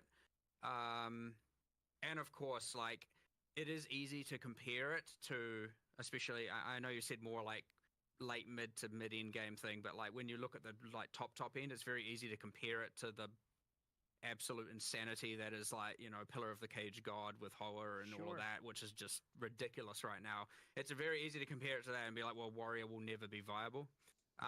But there are also a lot of quite good end game warriors that are certainly being played, and you know, not Quinn. Certainly make it seem like it's completely useless. And I mean mace, people using maces, not just people who are doing it for the ascendancies. Karn's a notable example. He's like level 99 in SSF, but he's having used the Herald of Ice tech, which is very highly speculative to be nerfed, right, in order to make it feel good. So while I would agree there's people that are doing it, I would also argue there are people that are doing it as a masochist in order to be like, I'm a warrior guy, I'm going to do it regardless. There are also others, maybe not that advanced, but I think and when not he that does far get up up, in terms of her he level. lifts, But yeah, sure, emphatically lifts. understood. Like, it's certainly on the weaker end at the end game, like, without question. That being said, I don't think it will take too much to get it there, but yeah, again, it's part of this massive balance, you know, recalibration we didn't. I really hope you didn't go in their chat and spam. Go watch 8-Bit Villain. Make me look bad, dude. Where you're going to do a lot more bringing up than you're going to do bringing down. You know, aside from things like, you know, the Hammer of the Gods, just in one shot with bleed, and then the boss is dead, and you don't do anything, right? You get those anomalies out there where it's like, yeah, they're going to die in one shot no matter what. You know, things like that aren't going to be buffed necessarily, but fair enough. There is more to buff in the mace spectrum than there is in most of the other things, I'd say, yes. So that answers the offensive spectrum for the warrior. Now let's talk about the defensive. And one of the things in the reveal video was armor, for instance, is getting fixed and or buffed, I should say, and we'll talk about that in a moment. I wouldn't. One of the reasons we didn't dwell on that too much is because I wouldn't want people to think that that's more of a change than it is. Like, we are doing a bit of a buff to armor, but it's not like the hugest deal. I think there is more we have to do. Like, there's more complicated stuff we have to do with armor, I think, to make it more interesting. But there's a lot of arguments about this. One, because it is like, yeah, I'll just say that. There's a lot of arguments about, like, how exactly this should be addressed. One concern that we have, which is probably totally out of left field as far as what the players would say, is that we don't think that there's enough of a difference between the big hit and the small hit. There's a number in the formula that is different in PoE 1 than it is in PoE 2. That results in the armor being the difference between a small hit and a big hit in PoE 2 and PoE 1. This dude says getting one shot by whites with 75% armor is not viable. Wrong in this regard, and we need to change it. But in addition to that, there's also a thing that's happened where like, white monsters can hit harder in PoE 1 and PoE 2 than they did in PoE 1, and that means that the thing that armor is supposed to like, because like part of the intention with armor is it's like, okay, like when you're talking about like big boss hits, like it has less of an effect than what it would have off like a bunch of small hits, but sometimes the small hits from a white mob are not even that different from what a boss hits you with. And so this is actually meaning that the sort of the idea of armor being based on the damage hit is kind of got like a few issues that we have to deal with. So I don't know if you've got any more thoughts on this particular topic, but it is like something that we have to sort of worry about a little bit. Yeah. It's again one of these things I do need. I mean, I hate coming in here so unequipped, but again, it's just the timing with the holiday and all that, with all these things where it's like have to look into. But that is the nature of it. I mean, most of, especially once there's an actual released product, it's like a good, 50% of our time goes into having to investigate and look into live operations problems like this. So we are buffing a little bit of armor a little bit in this patch for like to because I'm getting kind of bored with this, guys. The full solution for armor is going to have to be more complicated, and we're going to have to sort of work out some stuff around it. It's there's definitely something that I think there was another thing as well, is that like the other defenses tend to have like extra mechanics that are easier to access than what armor has. Which is another sort of side thing, which is like not entirely obvious when you're designing it initially. So it might be that there's more like supplementary things that the armor, like that strength characters effectively need to have around defense, and so like stuff like that can kind of matter a lot. So like wind dancers universally just better than scavenge plating as an example, if those are meant to be paired. One is just like you have it, and the other is I have to armor break, and then on bosses it's much harder to sustain. So we've made changes there, of course. We did buff the armor. I'd say it's obviously hard because of the big hit, small hit, but it's probably in the like 15% more effective kind of region. Our changes in 011. And then a lot of it is also like, okay, if you consider that evasion also applies to damage mitigation from Invoker. You got a lot of things going on with acrobatics, which turns evasion into arguably, I mean, sure, it penalizes your evasion, but like it then kind of gives you almost as much PDR against certain hits as a lot of armor, and then you have a lot of very, very strong defensive, with Grim Feast and Energy Shield, and so like it's not only armor is weak, it's also that evasion and Energy Shield have some extreme strongs that are going on. Not to say, these are all going to be nerfed. I'm just saying there's some meeting in the middle that we need to do for sure. So to give you a feeling from, like, I played Warrior 90 first. That was the first thing I did, and I would enjoy Warrior as an archetype the most. Would you say it's a fair statement to say the Warrior and Mace skills and, sort of that side of the tree in particular is in a state where it has the worst of all of them? So it has the worst of the defenses and armor. It has the worst effective in terms of life, and it has basically the worst offensive capabilities as well. So you could see why I'm feedbacking so hard in relation to this archetype. Man, that's a brutal savaging, but I suppose I don't necessarily disagree with any of those assessments. Fair enough. We can move on to the next topic then, unless you have other statements on it. Oh, what do they have? You have shields. Yeah. You are right that it effectively falls in that way. Yeah. Let's just sure. Yep.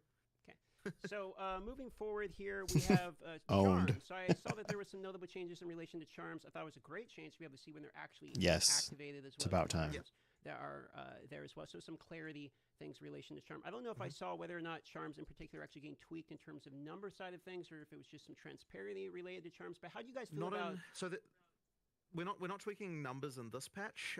However, there's definitely something not right about Charms as far as like the usefulness goes and all that sort of stuff. Like we need to do something. I don't think we've decided what it is yet, but it's clear to us at this point. Like, so Charms came in like super late, and I just don't think they're quite like working out as well as I'd hoped.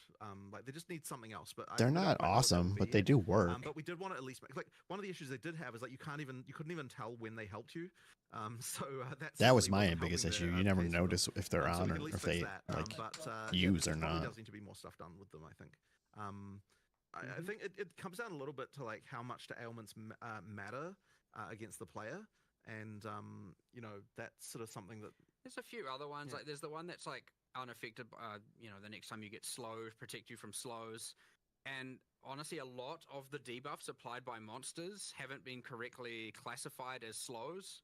and so it doesn't even work against them. And like there's a Okay. little bit of things like that where I it's wasn't aware like of that one. yeah, it's just kind of a bit bad. It's kind of a bit yeah, bad, he says. There's a balance there of like, okay, most people have one slot, and then you got these mandatory mods to get more. But on I don't think you get enough charm slots. Just like yeah, I feel like you barely find belts with the extra slots. To be honest, I have a 2-slot belt. We really just didn't finish. I mean, we increased the weightings. We've had Oh, you patched did? that in since release. Yes. Oh, okay. Can't remember what patch it was in, but honestly, we're not all the way there yet, for sure. It's one of those things where it's not like It's early ruining access, experience for boys. players, at least it's Calm like, down. just an underwhelming thing that needs some love for sure. So it's not exactly in the top 10 of the hit list, but like without a doubt, I would expect to see improvements around there in the future. Following up on the charms there, any thoughts regarding adding more charm slots for uniques? Because it feels really hindering to equip a unique when it comes to the topic of charms. What? What do you So say? This is the whole like if you have a unique belt, you only have one always. Yeah, you know that's not a bad idea. I also just want to add more slots outside of unique. Guys, so more someone in tree chat and says other Crip ways is to get mad. them Why is as Crip well, mad? So you don't necessarily have to, because like there's nothing. I think at the time we had it that like you couldn't have more than 3. Like internally it was implemented that way, and now it's like you could have 50 slots, plus 1 slots, but you'd only have 3, obviously. So we can give away a lot more +1 now and plus whatever we want all over the place. But yeah, I mean that is a way, yes, that some unique should have it, and probably more on the tree, more in other ways. I have to have a look at it, but yeah, Yeah, there's no probably. harm in it now, at least.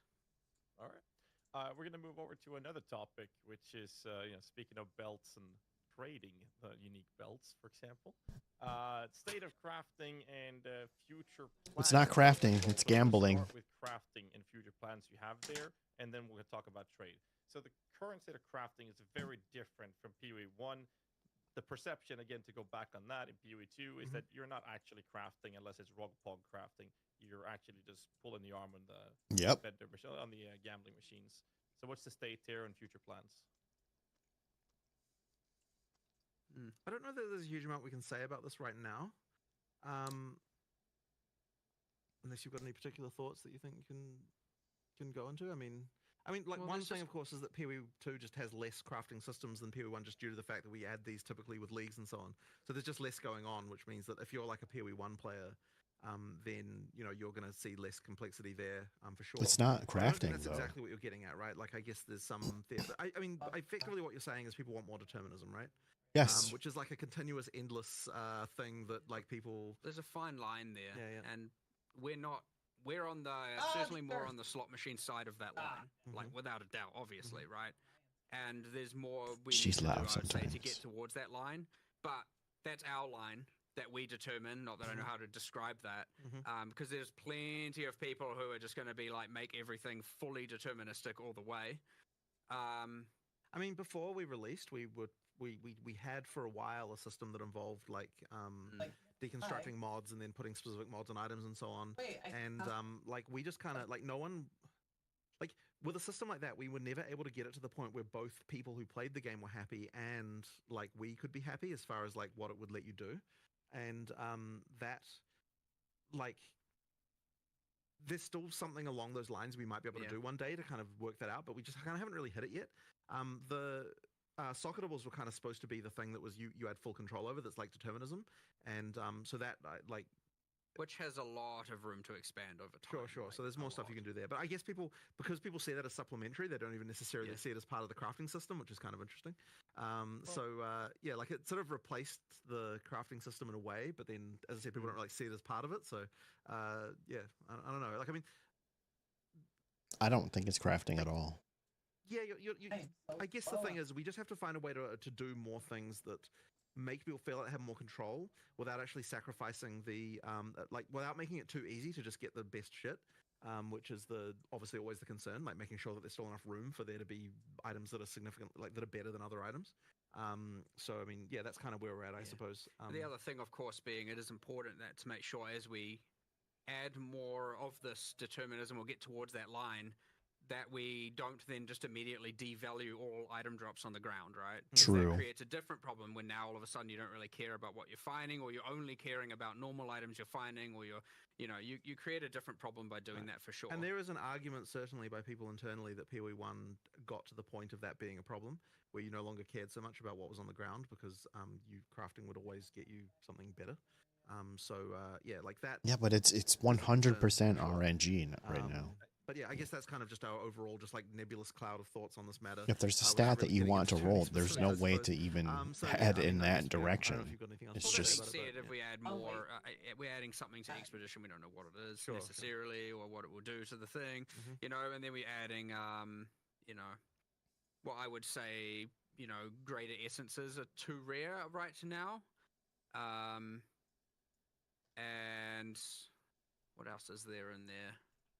Essences are almost I useless, guess though. like there's certainly room to expand on the Omen system to do more there. Mhm. Of course, people would argue then they don't want that to be the core crafting system to be gated behind Ritual as opposed to core drop, which is then another consideration to make. And you get this cascading series of questions and stuff we need to answer, of which, need to think about it more and look more. But yeah, certainly there is the feedback of like, the crafting is too slot machiney, is something we're listening to and we have seen, and it is, I'd say that is more towards our top 10 list of things to discuss and solve sooner than later. Right. I think that deterministic crafting is always something that's very sought after and popular, but I feel like I might be out of terms here, but my own personal perspective, I'll say that, is not the lack of deterministic crafting per se, it's lack of options to craft with. Because the slot machine crafting, we have that in PoE 1 as well. It's called Exalted, it's divining, and whatever we're doing with the items. Harvest. It's not deterministic crafting. Yeah, exactly, harvest. It's not deterministic crafting that's lacking. It is options to do something with the actual items. Because right now, you drop an item, and what you can do is annul it or exalt it, or you can pop some chaos orbs. And the meta crafts, which are behind the omens, that's a different topic, which we're going to tackle in a bit here. We talk about trading. But the crafting has less to do with deterministic approaches. How fucking long is this interview going to be, guys? Jesus Christ. Even if that means, RNG and then X-Slam or something. Right. And if that's the case, then more content will get you that, because that will just that will solve itself over time. Right. Because as we just add more stuff during early access, there's just going to be more and more of those kinds of crazy systems. But we'll make sure that, like, I say over time, it's not like there's something inevitable about it for sure. But because it is a bigger problem now, we would make sure that we try and ensure that as we're adding more content, it is leaning towards adding more options there and solving these problems that people have, as opposed to just like, I will do something cool and maybe it does and maybe it doesn't. So we'll have a lot more problem solving, designing, content created by more towards solving the problems, as opposed to, when you're at a point where you have so much content, a lot of the time you can be like, what are we going to do? Let's just make something cool and awesome. Whereas here it's going to be like, let's look at problems to solve and create content that comes from that. So there's like kind of two ways of coming up with the content, and certainly this is one that will be a problem that we're looking to try and solve by doing that for sure. That's fair. I'm not going to go too deep into it, but following up to the state of trading, I mean, obviously we have trading being in its state that it is, but there's the volatility problem of the market's economy being player-based. For now, we have a golden standard of trading divine. There's nothing you can do about this. Quite literally holds close to zero value in terms of actual player usage outside of a handful of specific unique items, and is only is representative of trade power in the community. And since there is no natural divine orb sink, which exalted orbs have, for example, they just continue going up, and the inflation is just rampant at this point. So, I would have thought that if there was no divine orb sink, then the value of divines would go down rather than up. Like, presumably, if the value of divines is going up in other currency, then it's the other currency that there's too much of rather than the divines. Yeah, so what I'm saying is, like, they become the golden standard, and since no one's using them, we get a higher quantity of them. And the result of it is that now, since that is the item people are using, or the currency people are pricing their items off, they're now, one rare, one life pair of boots with 10% movement speed now cost 50 divines. If I'm going to use some exaggerated examples. Okay, so you're talking about the price in divines is going up as opposed to the price of a divine is the value of a divine is going The up. Okay, item sure. value, yeah. Sure. Well, I mean, there's nothing I can kind of initially go into with this other than just that, like, yeah, we just have to look at this and work out what we're going to do to use to sync these things more. I've only come across one divine, and I haven't used it because I don't have any gear that I feel is worthy of it being used. Things where you want to re-roll mod values. Maybe if I had more than one, oops, that's the middle finger. Maybe if I had only more than one, I might be willing to use it. Wanting to roll to get good values on, right? I mean, I'm assuming that's the reason. Some not enough. Yeah. Well, I mean, we don't have enough unique items. For sure. we don't. We need a lot more. Which is another goal we have, of course. But I mean, so yes, there's not enough uniques, let alone enough uniques to be using divine orbs for and of course the thing in PoE 1 where things were priced and that currency can help, but we don't have anything quite like that, I suppose. I mean, look, I feel like everybody's also forgetting, and I'm guilty of this too. This is early access. If everything's working correctly, they'd be syncing themselves due to the fact that there's enough things you want to This isn't the final game. Like uniques that you want to re-roll values on. I'm actually curious to know whether people are even really bothering with that. Like, are people actually bothering to re-roll unique values? I guess some, but not many. Not many. Not many. Astromentis. Yeah. Those are like the two main ones, I think. Like, no one's gonna pop a divine orb on a Ventur's gamble, so it's like that's literally gambling. But like in PoE 1, we have the option of metacrafting being a currency sync for divine orbs. Former Exalted. So it creates this natural flow, but also provides this crafting method for people to actually. Good gear shouldn't be cheap. Yeah, I agree with that. The state of crafting that people are looking for right now, they're omens, and because of this type of inflation happening, they are so far away from most players that like even players that plays a lot. I haven't bothered myself. I've played a lot with a subathon and everything. Like I haven't touched an omen because they're too pricey to use. Like it's a very select few players that even engages with them because of how priced they are, and that just separates a lot of crafting from even a larger player base. One other point of this is it might tie into a previous discussion we had about Magic Find influencing the economy in relation to currency drops being upgraded. So I know that's one portion we talked about you're going to look at previously too. So I think these two probably tie in together here. I don't know that I've got anything particularly like smart to say about this right now. Honestly, that would be the we issue. are at least making omens more common, so hopefully yes, but I mean to some degree. But I think we then also need more uniques and a lot more uniques, obviously, and a lot more uniques that would have divine syncs. And then I suspect the answer also is additional syncs of currency. Because I mean, I suspect it's a bit of everything here. Okay. So we'll move on here. We have a significant amount of questions left. So I'm gonna try to speed up the cadence of these a little bit here as we're about. Can we do some rapid fire? Over halfway through the interview. So we're gonna talk a little bit about state of in-game and state of league mechanics here. So I'm specifically going to go into league mechanics first here. What are you fucking talking about? Some league mechanics, essences, strongbox, to name a few, feel a little bit like noob traps. So I was kind of hoping to hear where your guys' thoughts are in relation to some of the underutilized ones. We talked about Expedition already, so you don't necessarily have to go into it, as well as the state of Breach. Breach feels notably like the one people are enjoying the most. Do you feel like that one's overtuned? And the other one, I mean, I don't know anyone who actually does strong boxes, so where do you want those in essence? I don't know anybody who does strong boxes. Especially when it comes to the how often essences are not really rolling greater essences. Like you don't really see greater essences very often. I actually saw more in the campaign than I have in any of my in-game maps. So I'm curious about kind of league mechanics as it ties into in-game in particular.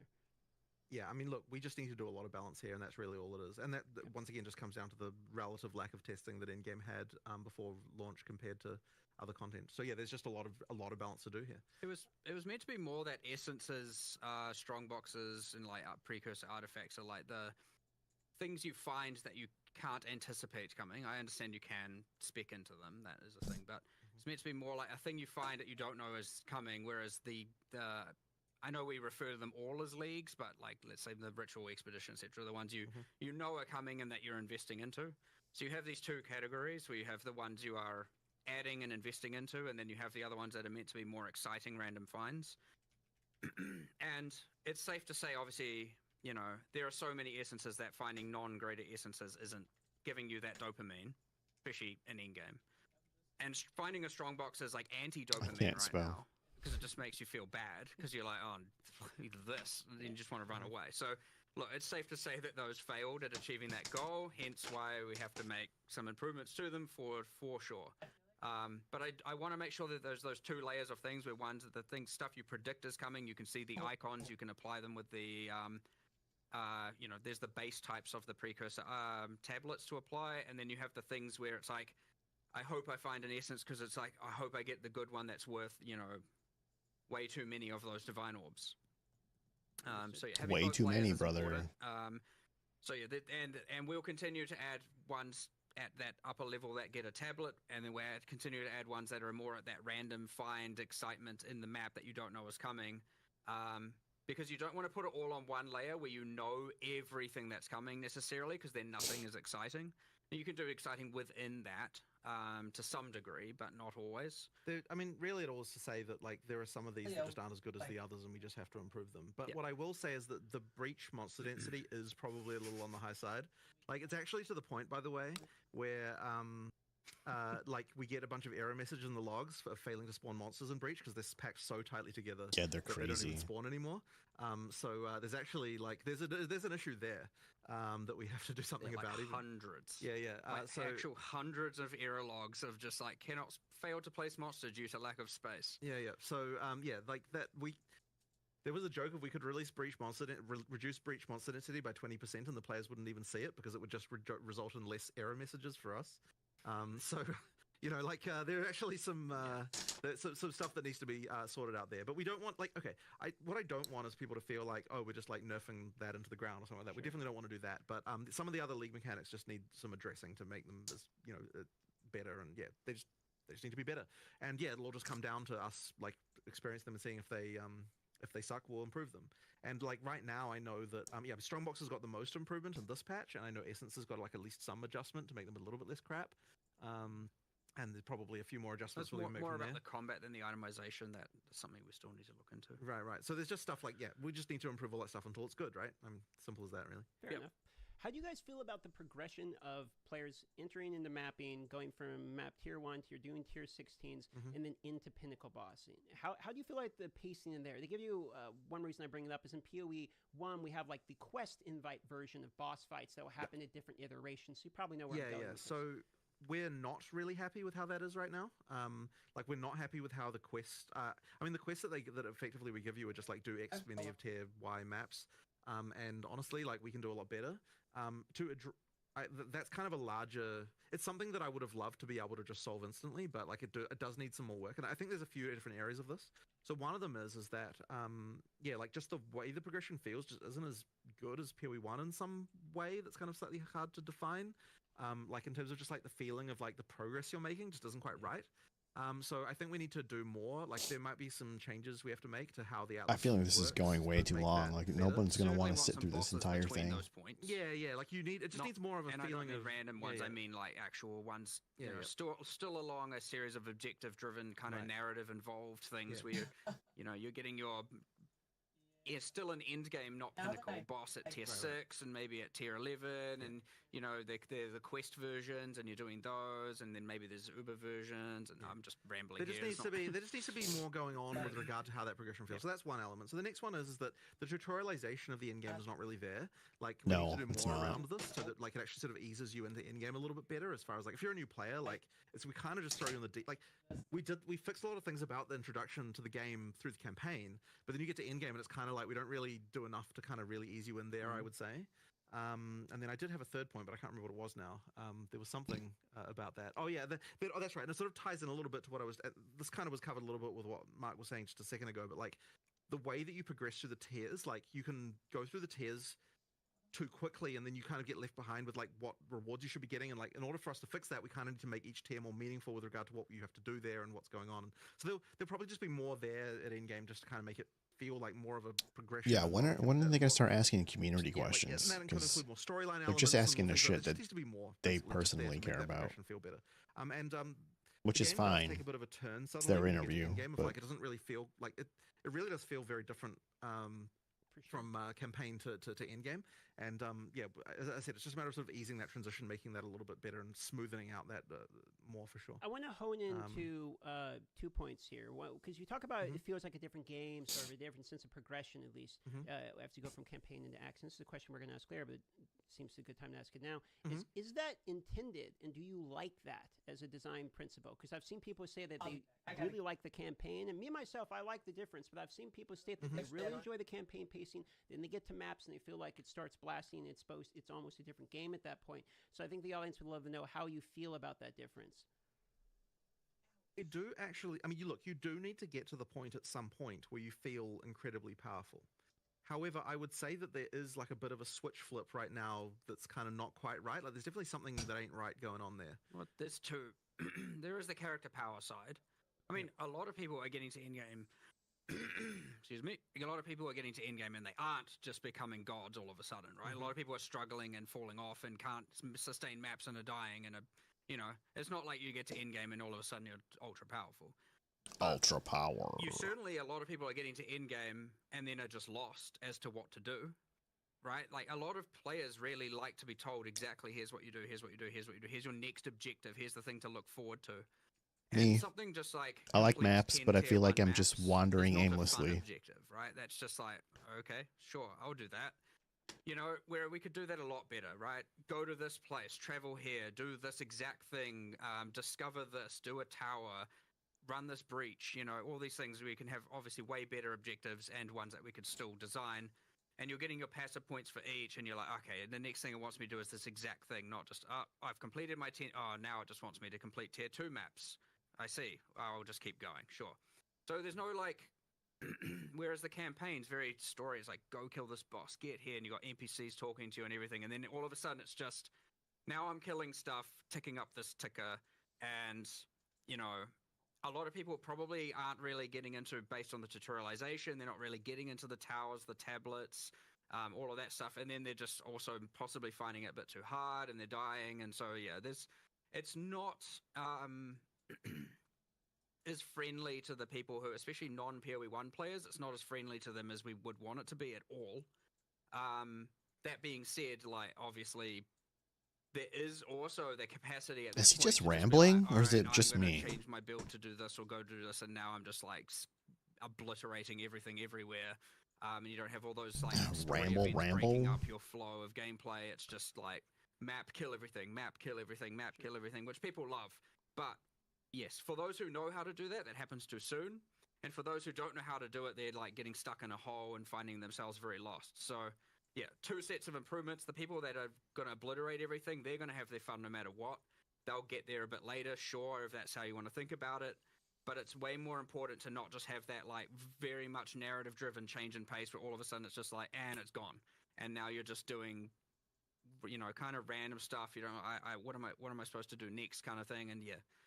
So yeah, there's a lot going wrong there. More content would do it, more time on it, more quests, more, But again, PoE1 had a lot of this stuff, and it had so many different axes. If you didn't like one thing, you could do another. If you didn't like that, you could do another, and you could do bro, we get it. Things earlier or later, and we just need to get to that point where there's just more better, without overcomplicating everything. So my last follow-up to this in-game topic, and I'll send over the guys to continue the conversation elsewhere. So you mentioned that there's a little bit of a separation from what I'm hearing about people like know how to blast, like they're going to go anyway, right? They're going to crush through and destroy it. Then you have the people that are like kind of learning the game, getting into the end game that might like get stuck and lost. How do you feel about the, one Portal? Then now that the game has been out a while, does the one Portal feel like it's widening that gap and punishing players who maybe are learning the game too much? But it's the people who are going to blast regardless. It doesn't matter because they're not going to be dying consistently in maps. So how do you feel about one Portal state of mapping currently, as well as XP loss still being fairly significant, even though in the previous interview was stated that you don't feel like you need to have the XP loss as much, considering you do have that one Portal defense. Right. We're in a state where we currently have both of them.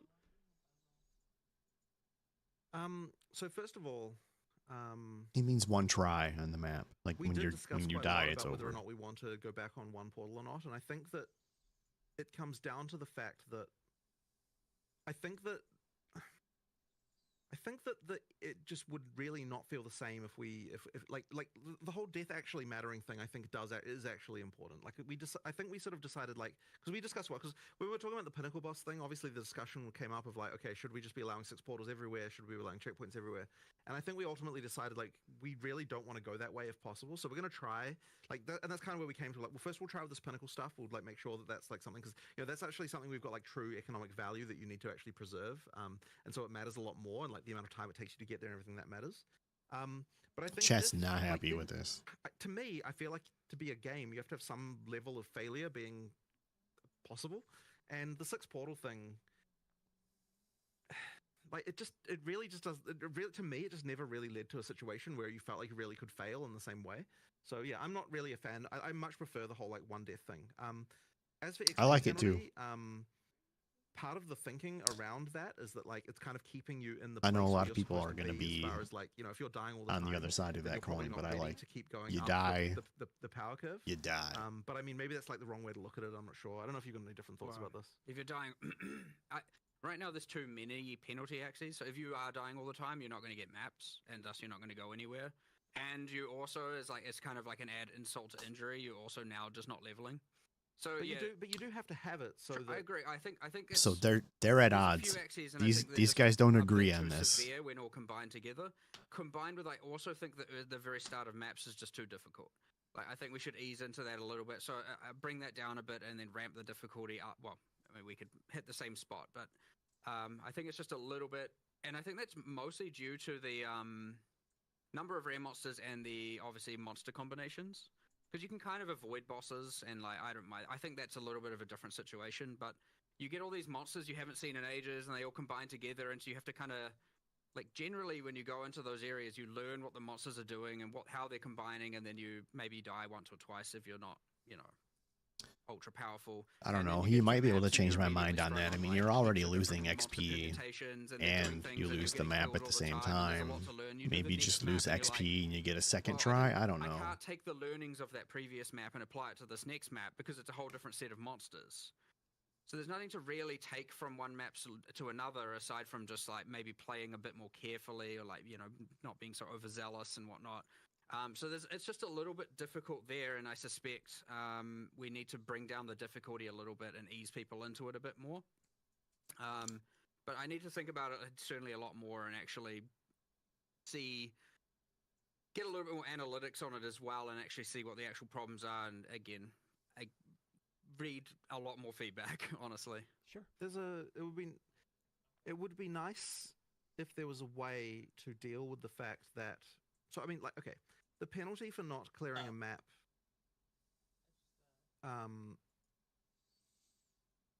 we remove the extra content from the map, and it would be nice if you could just spend another map and still be able to do that content. But unfortunately, that isn't possible. Like, so for example, if you failed on the boss, then you just spend another map and then you can fight the boss again and do that whole thing, right? Like that would be nice if that was the case. But unfortunately, we can't do that because it would open up too many economic abuse things where, like, you fail the map intentionally because you want to farm the items for the rest of the area. So it's very difficult for us to come up with a solution, like, because I really would prefer that, honestly. It'd be nice if we were able to come up with a solution that would allow you to redo content by spending an extra map without having to, like, have all the problems that being able to rerun a single map would actually cause. So, yeah, like, I sort of wish I could come up with a thing for that. I personally want to keep the one portal and adjust the other axes and see how that plays out before compromising on the one portal. Mm-hmm. I think that's the way to go too. It's a bit tricky. It certainly is the case. We have discussed this so many times. Like it's come up, and before we released it, it's like people are going to definitely complain about this, and we're like, we know, and we haven't found the solution. It's a common question. Had to ask. Yeah, I understand. Fair enough. Yeah. So now there's a lot more people. Well, now there's a lot more feedback and a lot more people. It's much easier for us to get the specifics on how we could get it right. Like for sure. Not to say it's now trivial to do. It's still hard. But there's a lot more information there for us to be able to, take less of a shot in the dark, so to speak. So I would expect some changes. We'll have to wait and see.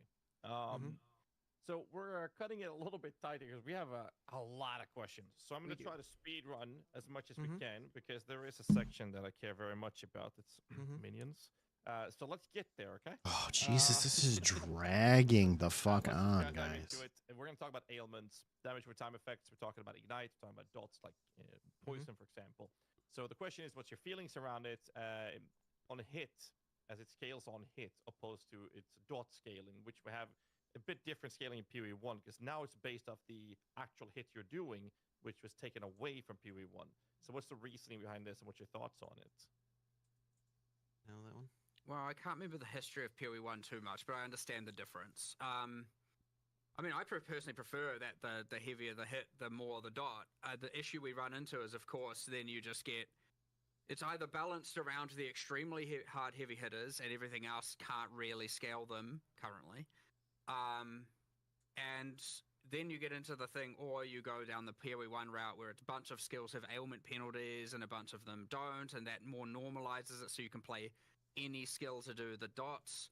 I would say I prefer the asymmetry where it's like, here are the skills that are generally better.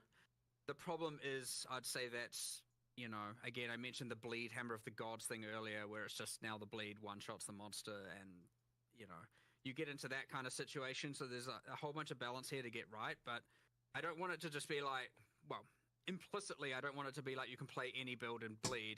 You should have to have some combinations, and there's more mechanics and more things we need to add, or more unique items and all of that stuff. Specifically, It's tricky because, generally speaking, when we're doing first pass balance things, I really like to avoid... I like the bumpiness where we've got like different skills being better at different things. And I really don't It's like it when we end up in crazy. a situation like, for example, in you know, you've got the whole like damage effectiveness on spells in PoE 1, and it's like, this is a thing you do to solve a balance problem. Like, this is unrelated to ailments, but like I'm saying, it's just another example of one of those things where you like, oh, I've got this problem where these skills are sort of all out of line with each other, and so we have to do this like sledgehammer to it. We're like, okay, we're gonna go and we're gonna normalize everything, and I kind of hate that type of thing, and I really try to avoid it wherever we can. And it's kind of one of those annoying things where, as games get like, as you do more and more of this balance stuff, you kind of end up with more of these kind of normalization procedures that go on. And so it's nice if we can find ways to avoid it if we can. And that's kind of why I like to try and pitch everything. Like, we started with in PoE 2 with a lot of things having, like, going back on a lot of those sort of normalization procedures we did from PoE 1. And ideally, we would be able to find different solutions that don't involve having to do that. You know, yeah, it's one of those things that I worry we might still having to do some of that stuff in order to fix problems. But ideally, we can avoid it. And that's kind of why we went back on some of those normalization procedures for PoE 2. So one point, just real quick here about bleeding in particular, because you're talking about bleeding. Since you can't bleed on energy shield, bleeding style element builds are basically disabled against energy shield types of mobs. So feelings on that? Is that something that's like, well, that's as intended? Can't bleed on energy shield. If you're running like a, unless you're breaking the energy shield, your hit's not going to apply bleed on energy shield, for instance. I thought that I don't think that's even true. I thought that the thing with bleed was it's supposed to... Yeah, I can see your finger, asshole. It does, but you can only apply a bleed if the hit deals damage to the life pool. So if you're playing CI, you're essentially immune to poison, care, and bleed. I will take your word for that, but if that is how that works, It wasn't that is how it was not intended how to be, that how is it was. meant to work. Yeah, it's supposed to be I only say this because yesterday I heard someone upstairs talking about this and going like, people are just wrong. You can apply bleed to energy shield. Look, and then I was like, okay, but I'll confirm that after this. And look, if that is how that works, that is like... Bleed was actually supposed to be like an supposed- anti-mage mechanic, not a, like, you know, like as in like you can bleed someone past their energy shield. So Well, if, like that if was kind you of the are idea right, there. So and I'm wrong, then Quinn has thrown me under the bus because I asked that question from him. So, Well, again, we could easily be wrong. Like, it's amazing how... It also could be that it has been changed internally and not yet externally. That is another thing also. And like, someone may have fixed this some 2 weeks ago and we never got it live or something. Who knows? Like, I'll look into it. It's not meant to work that way. all right, moving forward here, we are on elements. And now we are into ascendancy swapping. Is the next topic here. Oh, We've been God, going give it back a to rest, conversations we've people. had It's previously, early access, interviews dude. where you guys were debating it and you wanted to see, after the launch of the game, where do we stand? Personally, I still like not being able to swap. I know no one will like that hot take. And there are plenty of other developers here, and I remember even pitching it, and I was like, is this your hill to die on? Is this what you believe? But that being said, I still prefer that decision being ultra important, and I prefer that decision being locked in. But it's one of those ones that's really hard to rationalize why it's better one way or the other, to be honest. Like, it wouldn't be that hard to actually convince me the otherwise, because it is not the hill I would die on, that's for damn sure.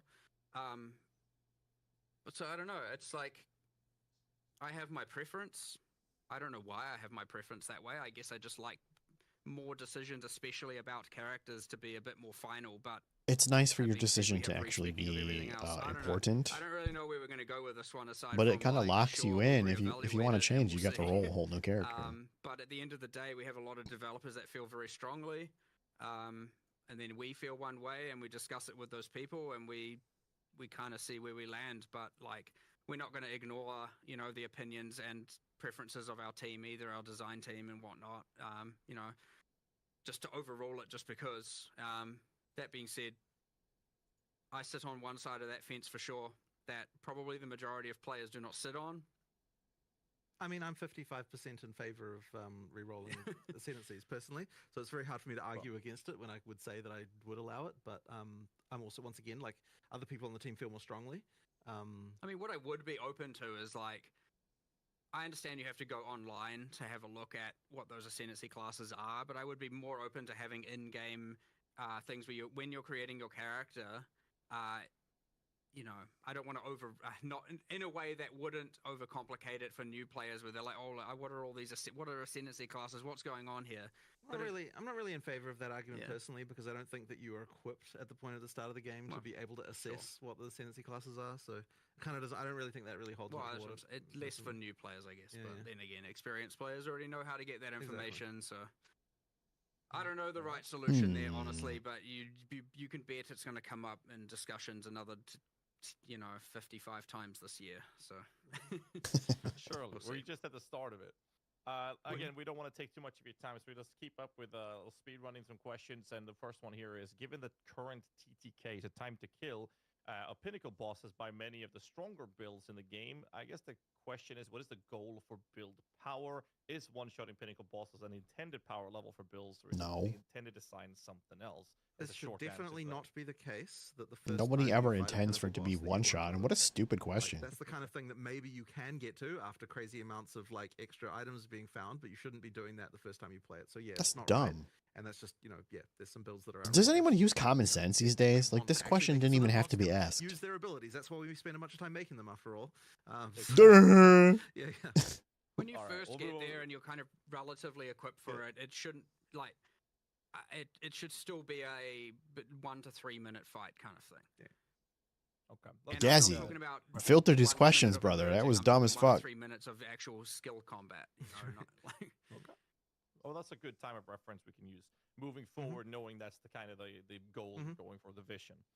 Next question is: given the difficulty of requirements to get the 7th and 8th ascendancy points, is this intended to be something that not all average players can acquire? We definitely wanted the final ascendancy points to be something that was like a significant goal. Like, this is an awesome, like it's supposed to be quite a thing when you get the last 2 points. Yeah.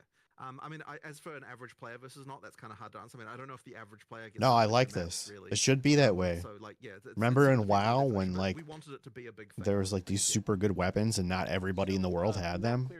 I love that. Clearing rare mobs are effectively like the only real map clear condition at the moment. Is that the plans to continue that going forward, or is this sort of I missed the question, I'm sorry. Is a placeholder, or how do you guys feel about the map clear condition being strictly rare mob clearance? I suspect as we get to answering the exact same thing we talked about before, with the more objective driven and learning and tutorialization, we'll probably expand on that. The ideal world is there'd be a whole, a nice cool set of different things you're doing in each map that isn't just killing all the rares, but actually a surprisingly large amount of work to do those and to do them well. Otherwise, you just end up with this thing where it's like, oh, I like this one, but these other 4 are terrible, and you don't want bad ones of these. And God, I'm coming up to another ad, guys. What the fuck? This is the longest interview in the world. Part of the reason why we sort of went with that in the end. So there's certainly more work. Sorry, go. No, okay. So the Atlas tree currently is gated basically behind Pinnacle boss progression.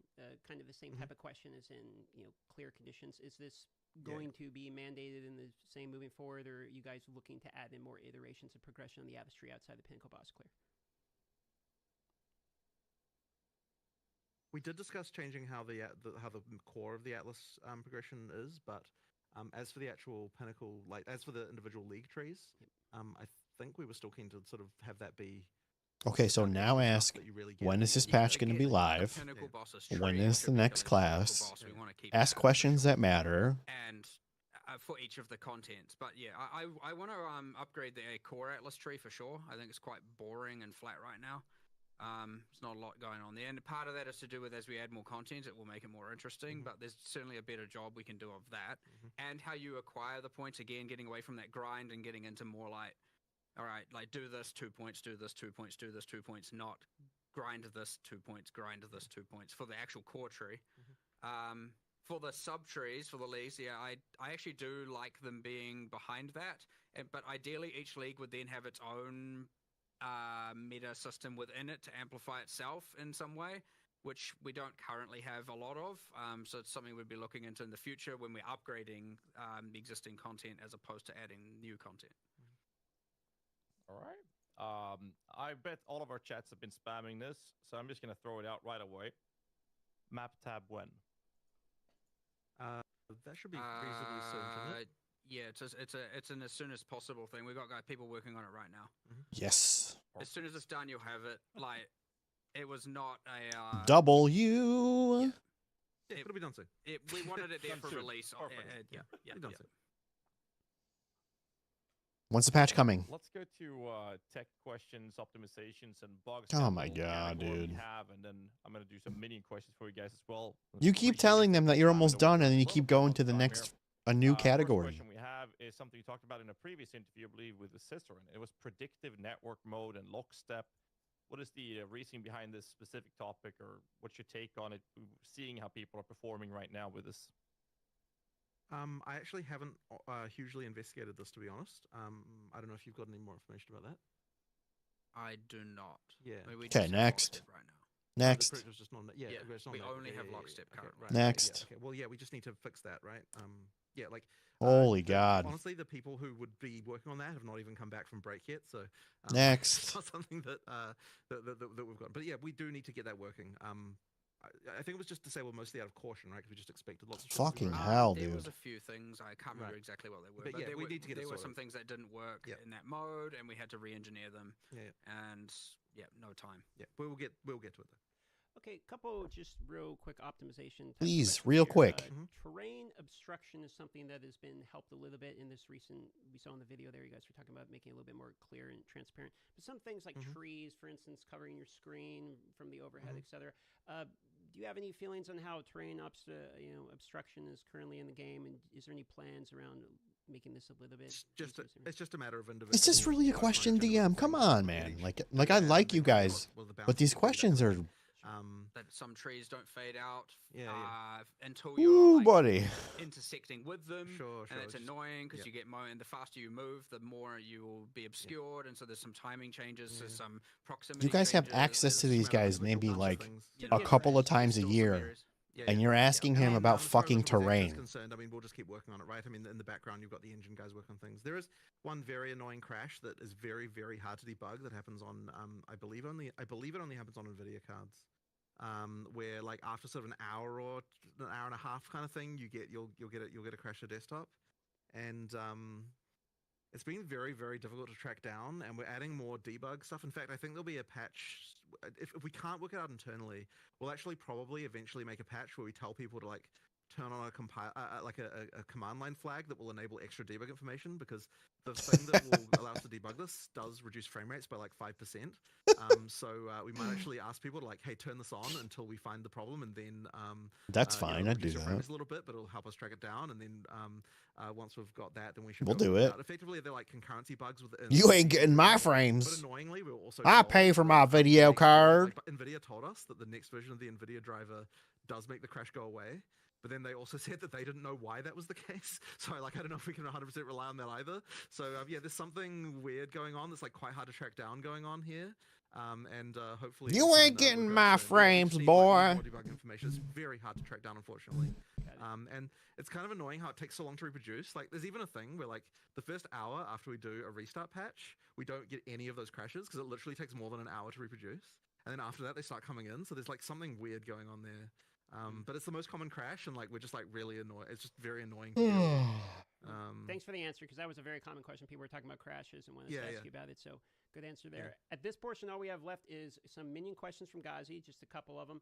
And then we're into the rapid fire portion, and then we're pretty much done. So try to get you out of here in 10, 15 minutes. Going, guys. Ghazi, don't go crazy. Ask the Let's important dive ones. into the nitty-gritty. Let's talk about Hodor. Minion body blocking in doorways. Let me just add the word, come on. So, Solutions, I please. mean, yeah, like, this is something that we need to work out a better solution for. Like, what I can say is that, okay, so people will immediately say, oh, you know, just make it so that minions can just walk through each other. And No, it's like, don't do that. We've done that, and it sucked. Don't do And that. it doesn't just suck because of that it looks bad or something. Like, it sucks to actually, like, it actually just makes the minions play worse. So we need to find another solution that's, like, smarter somehow that, like, fixes that issue. One thing we are planning on doing, just as an initial test that we've got, I believe someone's doing at the moment, is at least making it so that when minions die due to distance, that they respawn immediately near your character rather than it waiting until the next The refresh. So like that'll at least maybe help a bit, but I don't know if it's like the full solution by any means. There's something we have to do around this, but I honestly don't know quite what it is. Like for And as now I said, solution. all of the It's a pretty obvious decent solutions, one. you might say, we have tried and they weren't great. So it really is going to take something a little bit more complicated to do to work out what we're doing here. But yes, I appreciate the issue for sure. Like, I'm not saying that we're not going to do something about it because we have to. I'm just saying that like it's not. It's clear, annoying at the yet most, what that is. And, right? at the very least, in the meantime, we can do the respawn instantly upon timing on the distancing out. Which will help a little bit maybe. But yeah, more needs to be done. It's one of the big problems people complain about with For the build. sure. For them rubber banding to you, resurrecting is much better than them dying, because that is part of my other question I had here. However, in PoE 1, there is a feature added as a modifier on well-telegraphed boss abilities that you're supposed to, as a player, dodge where your minions can't because you can't control them, so they do less damage to them. PoE 2 doesn't seem to have this based on the data mine I've been checking, which seems to be that they're just expected to literally just die, and then you have to sit there and wait for them to resurrect. You can command your minions, you know. Which would also assist in the whole minion body blocking doorways and tight corridors. I very often get them out of harm's way. Can't you? Are there not minion things in the AI? We did do some of that. Not that I've seen. This I can't remember exactly an AI. No, I mean the damage. From a damage perspective, not hugely, no. Yeah, minions can be directed, bro. I mean, you have to know that, Gazzy. You're like one of the best players, bro. How often are your minions supposed to be permanent minions, supposed to be dead? Is it always convenient to move them out of the way? No, but it can be done. Because it was meant to be more in order to have your minions, otherwise they're never dead, right? They're permanently alive, and then the DPS is you just running around doing whatever you're doing. That is really the issue, just to be clear, is that if we make it so that boss abilities aren't killing your minions, then that means that... Don't do that. That's that stupid. Your minions that just never die, and so then what's the... It was meant to be more of active, what are you doing to keep them alive actively? And we haven't got that right. Like, for sure, we haven't got that right. So, like, I guess Bone Offering was meant to be one of those examples of, like, boss slams coming, and then... But also then you got a multi-thread, you got about how do I survive, and how do I do this at the same time? So there's certainly something going wrong there where we haven't, and I believe there's probably still a lot of boss abilities that just haven't been tuned correctly with respect to, you know, again, how often they're killing certain minions versus not. Because there will be things, I'm assuming, that are just completely unavoidable, and they just wipe out your entire minion thing, and then it's like, well, what was I even supposed to do? So... The problem is, as soon as you get into this build, the level of, like, detail that you have to do, where you not only have to... Sure, there might be some system change, and it's easy to probably do a cop-out that's just like, whatever. You know, it's actually the right answer is to go through every single boss and test them and go through monsters and go through mods, and, like, it's a huge, huge, huge amount of detail, and it takes quite a long time. We have people, like, kind of actively providing that more specific feedback, and we are iterating on it. But there's still certainly a handful of things we need to do. Otherwise, You can also despawn I'd say them the w- blocking the and doorway respawn is them a more immediately with the catastrophic weapon problem swap for button. sure, like where they just like I can't mean, get come on, through, man. and they're like running off screen and them dying. So like we're focusing more on that stuff first, and then we'll probably get back to the boss specific balance with respect to how often certain skills are just wiping out all your minions and all of that.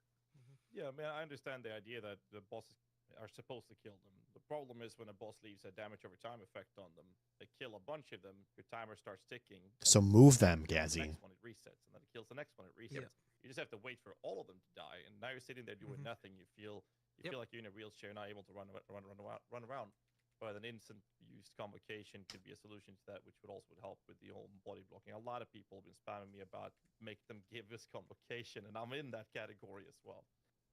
But moving on to the other questions, not wasting much time. And Yeah, this you're is a wasting very time interesting because topic, this is a question. stupid question. Just move What them is yourself, the bro. reasoning behind making the minions' movement speed a direct replicator copy of what you have as a player? Goddamn, another fucking including when ad. you get a Sucks. minion Sorry, movement guys. speed debuff reduction on yourself. So me and Mark were actually quite surprised to learn that when you get a debuff on your character, that it causes your minions to slow down. Yeah, it's not intended. That was not intentional, and so we'll just fix it. We'll just change Yeah, that. we'll just fix it. That was not a thing we even realized was the case. Okay. Yeah. Next one is tooltip is a bit wonky with the minions, with it being incorrect in cases, especially Really? accuracy actually being very wildly off, where it says you have a 100% chance to hit and it's not hitting, and then the tooltip is missing altogether on things like raging spirits. And sometimes when you change a gem on an unrelated ability, suddenly your tooltip on your damaged minions is also changing randomly. Is this something That you've sounds tracked, like or- a bug to me. Yeah, Yeah. we'll fix that as soon Yeah, as. I just need to look into what's Our going on. developer responsible, well, they might be back today, but our Yeah. developer responsible for that has still been on holiday. So as soon as they're back, Yeah. they'll get onto fixing them. Yeah. A There was handful of quite tooltip a lot of related rushed. Guy says nobody plays like minions. description stuff What a happening complete right at the end of retard. development there. So I'm sure there's stuff even more Delete stuff that's wrong minions than from that, the just like game. that stuff. I'm Another complete surprised retard. that tooltip stuff is as good as it is, given like I remember 2 weeks before release, Yeah. I was like, this is a dead feature. Like it may as well not exist. Yeah. And then all of a sudden, it was at least something. Oh I was my like, god, look at all okay, this hate that's that a pretty minions are good getting in example this of chat. it. So, Jesus. uh, I just didn't know wanted what to people hated minions. I got plenty more minion questions, but I'm just gonna go with the one that's been spammed the most, and that's Spectres when. Yes, when Spectres, please. So, soon, fairly soon. Yes. It took more work than we expected. Actually, like there was just a lot of there was Yeah. a lot of specific shit we have to do, but it won't be. It's not too far away. Well, the designers have to go through, all the monster designers have to go through and make spectrable versions of every monster. Yeah, exactly. Which in PoE 1 was a lot easier, and in PoE 2, there is so much more manual designer-based scripting on like a monster-to-monster basis that we have to like take out all of that random stuff to do with dialogue and like, because you don't want to all of a sudden like have a specter come out and then you're like it dies and your character says some random thing, and because all of a sudden now your character's just spamming random dialogue all the time, and like But there was yeah. even stuff that's kind of stupid where it's like, oh, the idle animation of this monster is loud, and so if you've yeah, got it the as a audio. specter, then like it makes it too annoying, and like just there's all sorts of random stuff that happens Yeah. when you turn things into a specter that's well, kind of not obvious. effectively Yeah, every that's single in monster PoE has 1. to be. Yes, That is yeah, it's true. well, we don't want to repeat those same problems, right? Yeah, yeah. So ideally, the audio team actually gets time to do proper specter mastering, so to speak, Yeah, on yeah. all their audio for all the monsters. Yeah. But no, I believe the designers are almost done with their part, which means it's then just audio and then a whole metric, which has been happening in parallel, but a whole metric ton of balance testing to make sure that we're not just, I mean, which is a lot, by the way. There's a lot Yeah. of stuff that can go wrong with these Well, things. balancing the spirit cost of each Yeah.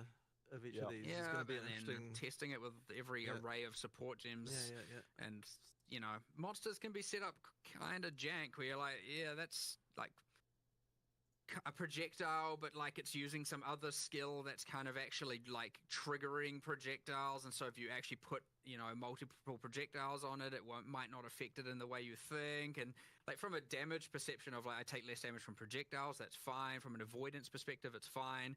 But then there'll be some weird thing where because with like player skills, we actually code every single skill, like, you know, exactly here's how it's meant to work. It's like quite intricate. With monsters, we're cowboys. We just go ballistic and just set them up to make sure that they're good. And then all of a sudden you're like, oh right, we had to make a spectre of this.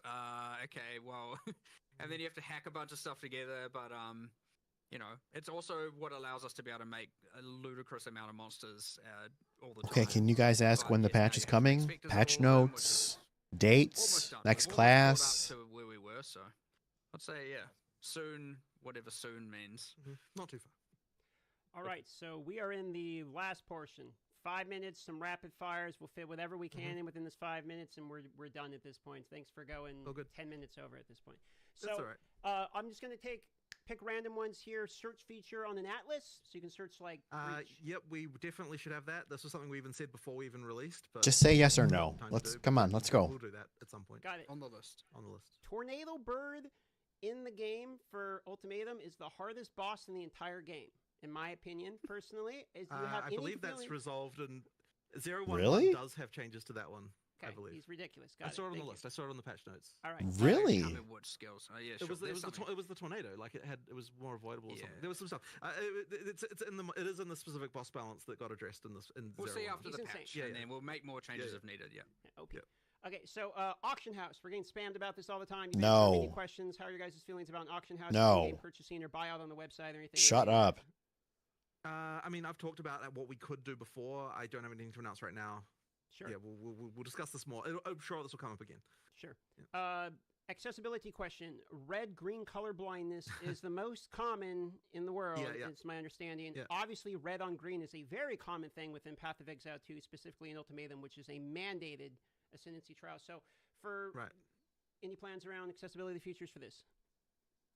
Well, effectively, that's usually what we do for this stuff. Is rather than having a mode for it, we tend to just make sure that each thing, like we test it on people who are actually colorblind. So I just need to get probably Reese to just test all the stuff specifically because I know he's red green colorblind and just make sure that they're actually distinguishable. I generally prefer Yeah. rather than having modes for Well, it to like have People, just make people, sure. people with that color blindness highlighting the area. So ultimatum, as you Yeah, said, yeah, being bad gives us a target, and Yeah. we'll start someone there. Yeah. Sure. Speaking of visibility, rare and blue mobs. Can't really tell they're rare and blue mobs, or magic mobs, I should say. There's no highlight on them like in PoE1. That's a good There's point. Like a little highlight around them. Yeah. So you can't So the visually tell intention the is that you can tell when a monster is based on the effect of the actual thing itself. There might be some cases where we're just not being successful in that regard, and so we just need to improve it. We're going to do more there, and we are going to try some things that are give them magic and rare identifiers that aren't. The glows just really took you out of the, like when you're in a dark dungeon and you're exploring it later. Just, And what the honestly, heck is this glowing beacon of light over here? I just wish Fresnel Glow was just banned in games generally. Like it's just everyone just relies on it. Like, oh, we need to make this more visible. Add a Fresnel Glow to it. Like it's just this freaking it's cancer in games generally. Sorry, this is just a random side rant from me, but I just hate the fact that everyone lazily goes to Fresnel Glow and freaking everything. Fair enough. yeah. Last question related to visuals. So visual effects in co-op can be very difficult. You know, you got people spamming lots of shit around. Yeah. Any opinions on toggling other people's visual effects, etc.? I don't want to add an option like that, but there is probably more we can do automatically for that kind of stuff. There'll be some engine-based things we can do. there for will sure. be. There's probably more we can do, and just like that. But in my opinion, it should be automatic, and like you shouldn't even really be thinking about it. It should just happen. Like I'm not a fan of just like turn off all the effects. Like I'm just it's kind of lame to me. Fair enough. Disenchanting flasks for quality. They're one of the things you can't salvage in the game currently in order to get like the quality baubles back that you'll be able to do on flasks. Right. Is this intended?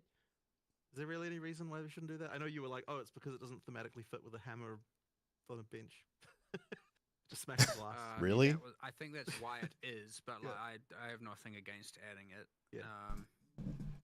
We can probably change that, right? Like I think it was more like, let's do something interesting for flask salvaging and crafting later and save that, but we can add it for now. We should just add it. It's fine, I have no problem with adding it. Yeah.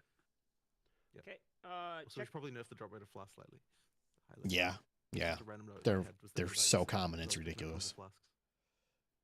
Random side note. But We've almost got all of them. Checkpoints and maps in order to backtrack in maps. How do you feel about that? Please. So not for resurrecting purposes, just for fast just for travel fast travel. purposes. It's not a terrible idea. Yeah. I'd have to think a little bit about how we would position those. I'm not against it necessarily. I guess the feeling is that there's not so many like objectives in maps in the same way. When you do but they're those kind of- linear maps yeah, and you yeah. missed a rare monster, Yeah, you yeah, want to yeah. No, that- you're right. go play something else for a while. You're right. You're Yep. right. But, so yeah, we should probably do something about this, but I don't have an exact understanding of what we'd need to do perfectly. Sure. Yeah. Yeah. On the table, however. Okay. Being able to see gems without cutting. Currently, like you got to cut the gem to look at the list of skills. I mean, I don't really have anything against it, but where the hell does the option go? I'll Yeah, I about think they that. need I'm not that. really against that. Yeah. Maybe on the G Yeah. button top, click at all skills. opens Yeah, up the menu. maybe. Yeah, Something. maybe. Alright. Maybe. Gambler in the hideout. We have all the other vendors, but we don't. Yeah, have there's no gambler in the hideout. Like Alva The normally does reason this. for that, what was there was something very broken at the end, and we quickly turned it off. But I think we just need to fix one thing and then turn it back Yeah. on. There was something very bad exploitation tier, and so we were just like disable. It's like 10 minutes until deployment kind of thing.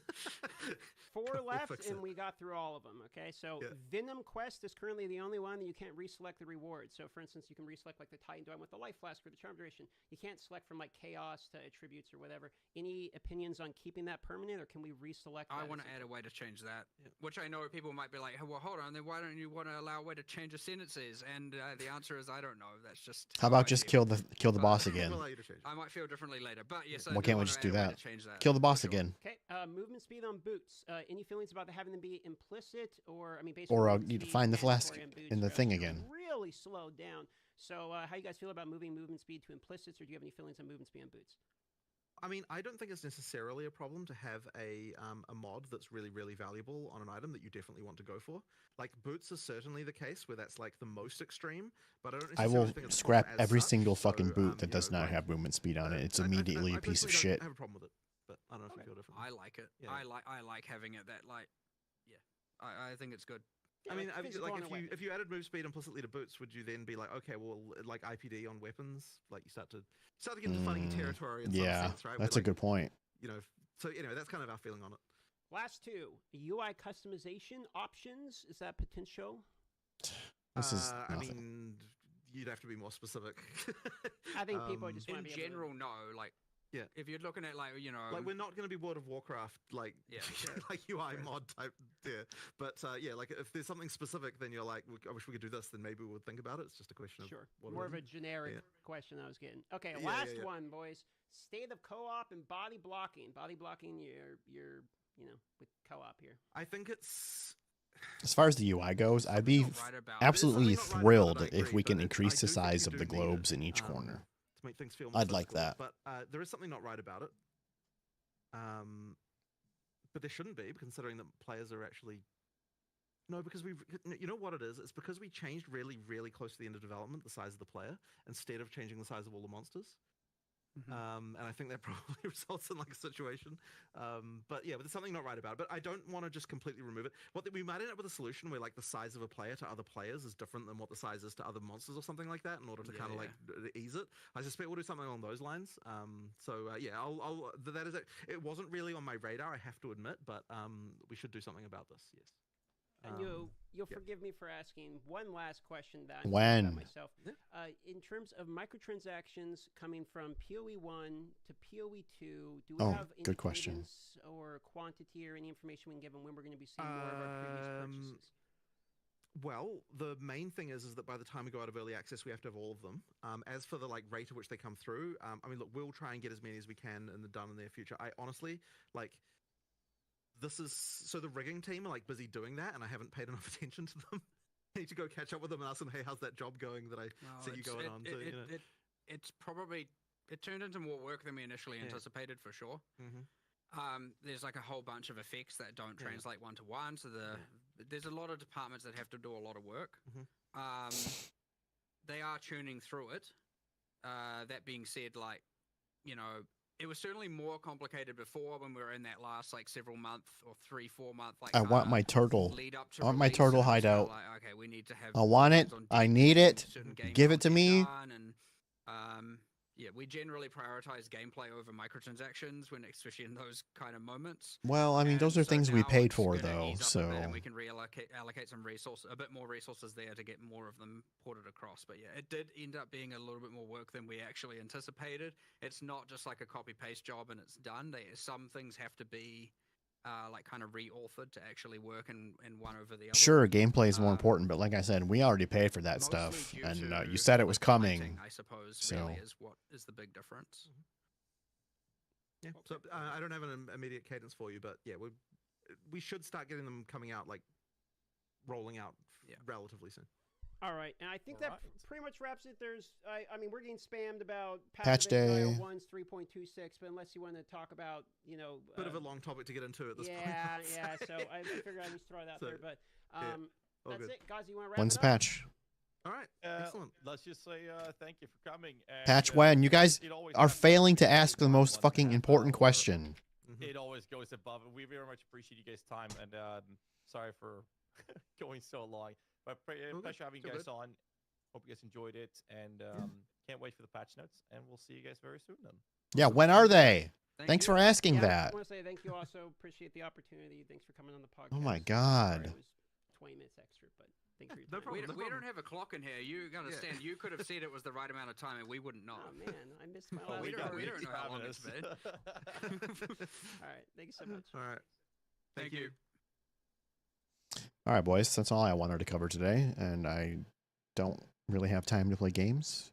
I'll be back tomorrow, 11 a.m. ish Eastern. We'll be jumping back into the Ranger. I know I keep saying this. I might fire the Witch back up and change her build around a bit. What's this? Full screen cam. Wow, look at that. Hi, everybody. So I'll be back tomorrow around 11 a.m. Eastern time. And for those of you who did come, I know everybody and their mother had streamed this today, so I appreciate you stopping by. Whoops, that's the wrong screen. And we'll see you next time, which is tomorrow.